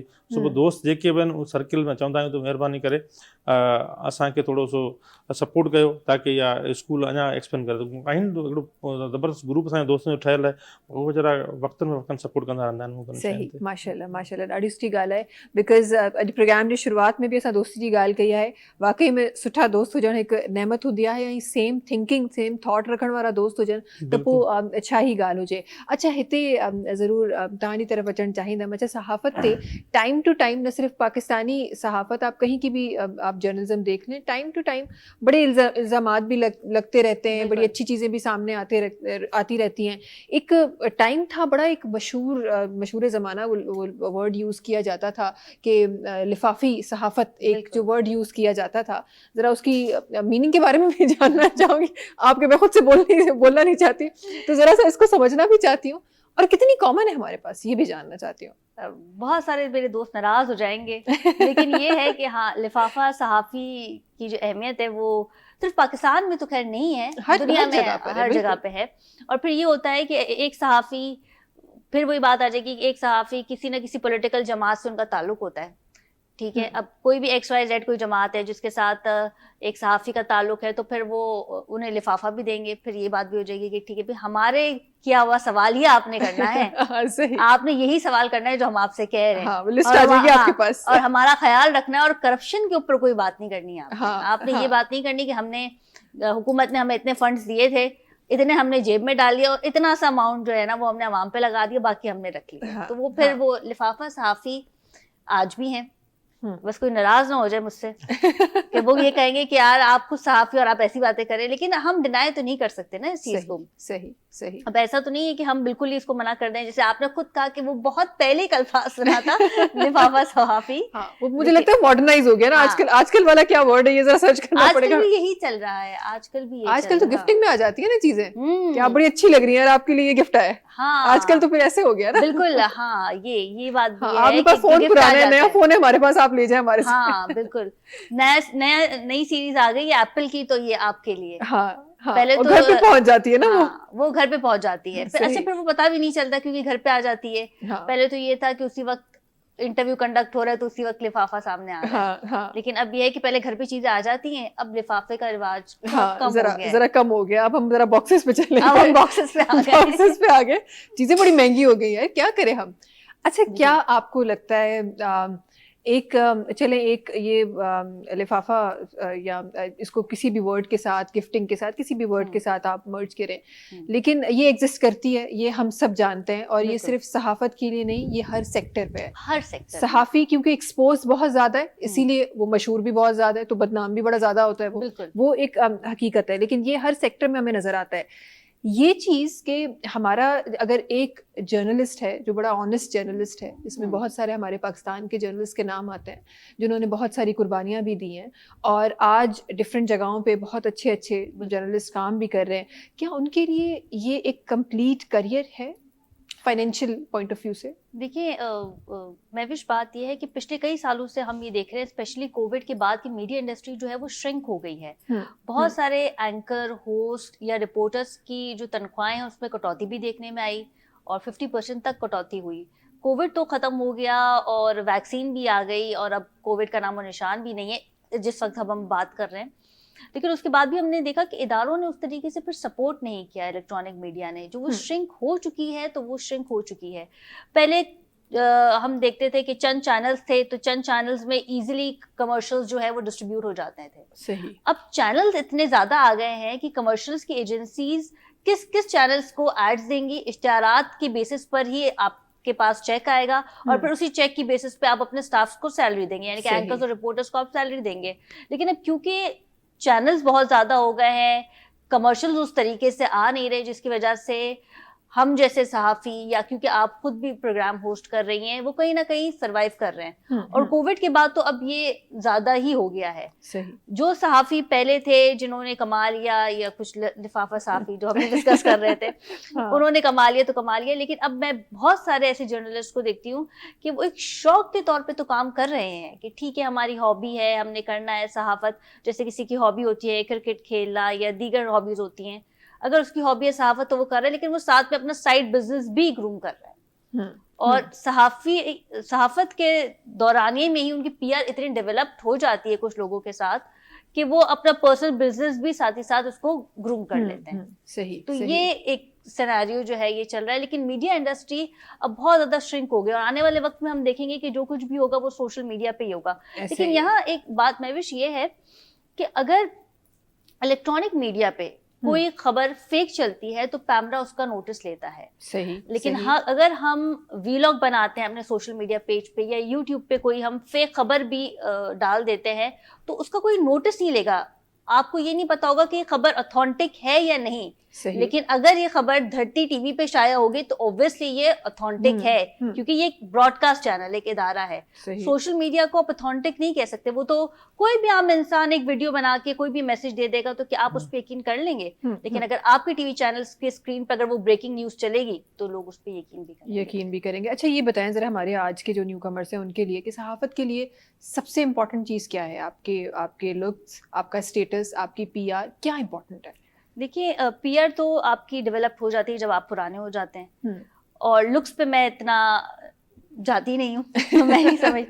हाँ, लेकिन बहुत ज़्यादा इम्पोर्टेंट ये है कि आपकी रिसर्च और आपका कंटेंट, आपकी पढ़ाई होनी चाहिए। अगर आप किसी भी चीज़ को, अगर करंट अफेयर के ऊपर बात कर रहे हैं तो आपको पाकिस्तान की सियासत की नुआ होनी चाहिए।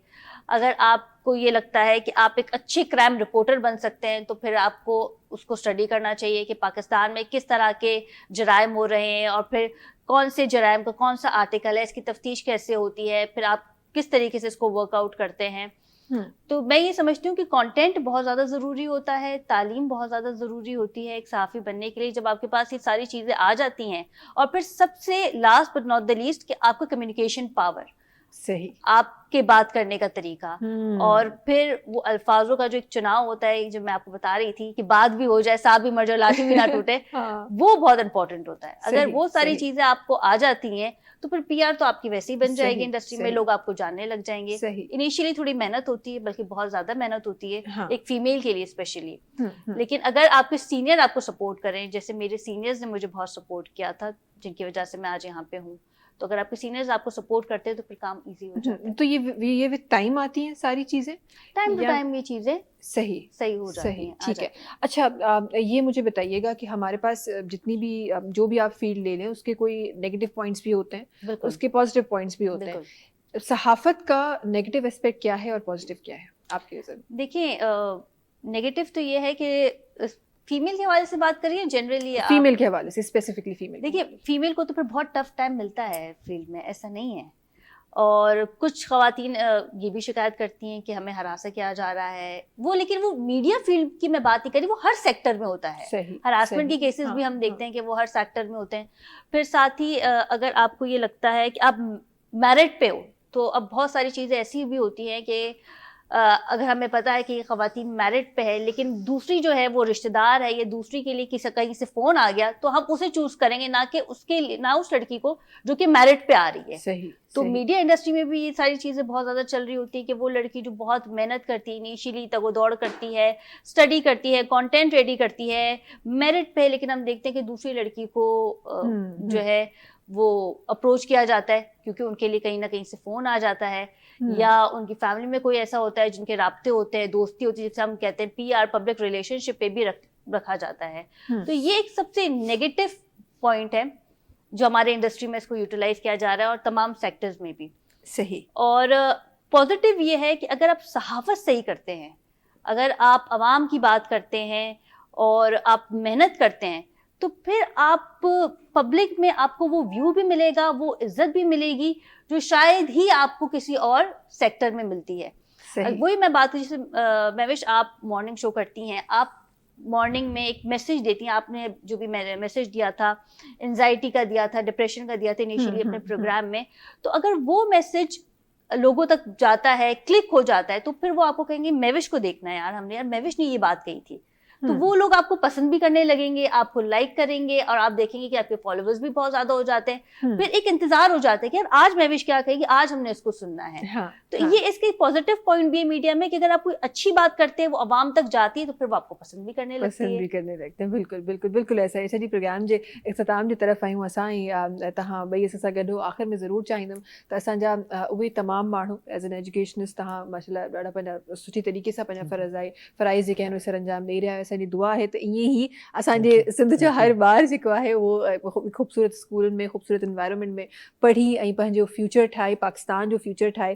छा मैसेज ॾियणु चाहींदो असांजे उन्हनि माण्हुनि खे जेके एजुकेशन जे लाइ कुझु करे सघनि था, जिन वटि वसाइल आहिनि पर उहे करे न रहिया आहिनि, ऐं उन्हनि माण्हुनि खे जेके पंहिंजे ॿारनि खे स्कूल था मोकिलनि?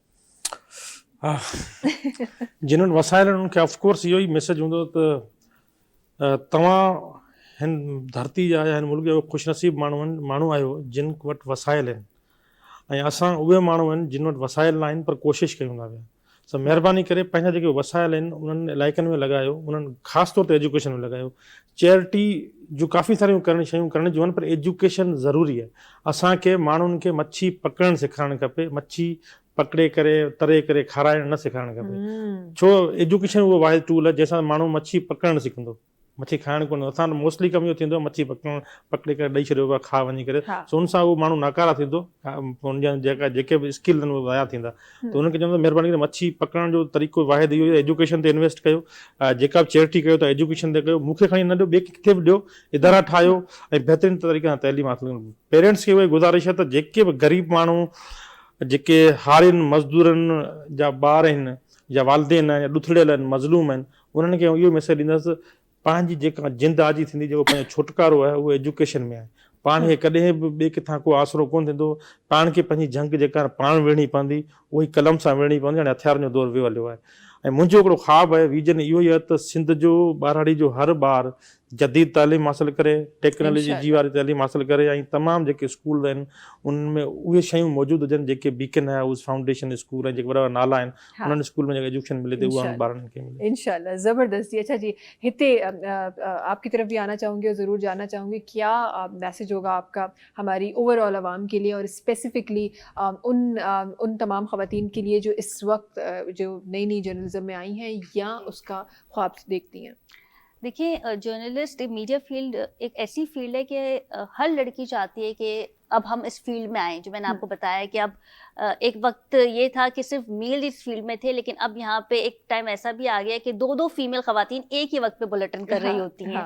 तो जो ख़वातीन इस फील्ड में आ चुकी हैं उनके लिए यही है कि आप उसको और आगे मेहनत करें ताकि आप अपना एक मुकाम बना सकें. और जो हमारे, और सबसे बड़ी बात मैं ये कहना चाहती हूँ कि अगर जो लड़की इस फील्ड में इस वक्त मौजूद है, आप अपने सीनियर की इज्जत करें, अपने सीनियर की रिस्पेक्ट करें, क्योंकि बहुत सारी ऐसी मैंने लड़कियां देखी हैं जिन्हें स्क्रीन तो मिल जाती है, लेकिन फिर उसके बाद वो अपने सीनियर्स को कुछ नहीं समझती है, वो समझती है कि सिर्फ हम ही हैं. तो ऐसा नहीं है. आप अपने सीनियर की रिस्पेक्ट करें, और आप खुद देखेंगे कि जब आप सीनियर बन जाएंगे तो जो न्यू कमर्स हैं वो आपकी बहुत इज्जत करेंगे.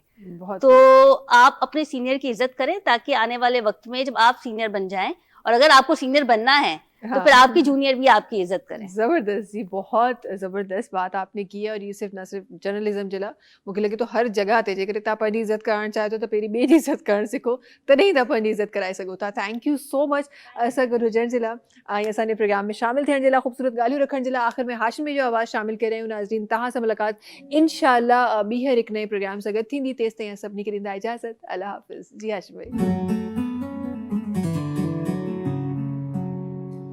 تو منی منین مہربان مات منتھ تو کرے چھڑیا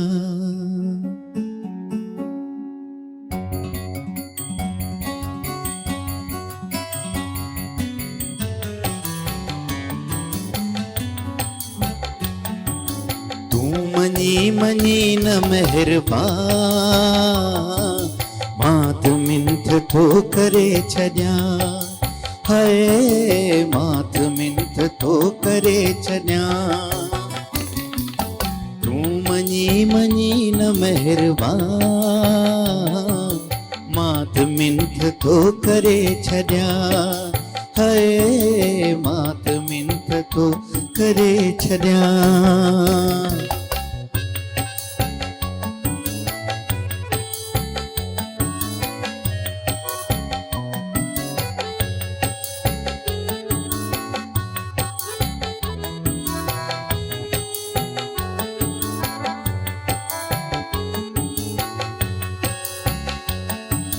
ایک تو اگے آخسی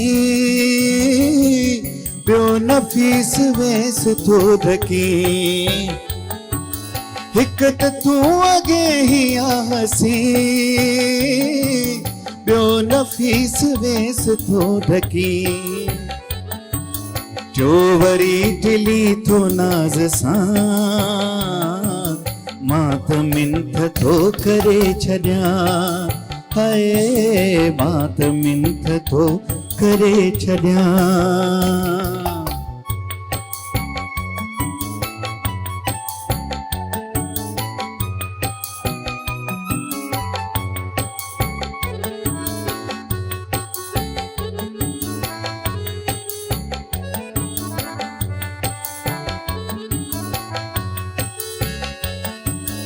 ایک تمو کا چھجن چھا چھیم جے چھجیت غیر سان گم ایک تمو کا چھجن چھا چھیم جے چھجیت غیر سان گم جے گمیت گم نمو آگیا مات منتھ تو کرے چھڑیا ہائے مات منتھ تو کرے چھڑیا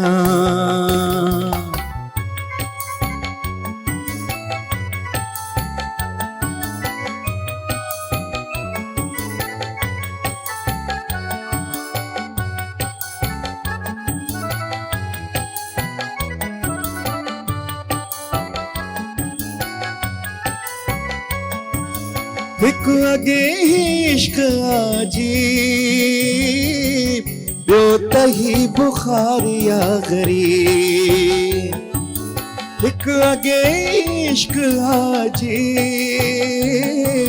بیو تہی بخار یا غریب بس عجیب اے غریب ہاں مات منتھ تو کرے چھڑیا ہائے مات منتھ تو کرے چھڑیا تو منی منی نہ مہربان مات منتھ تو کرے چھڑیا ہائے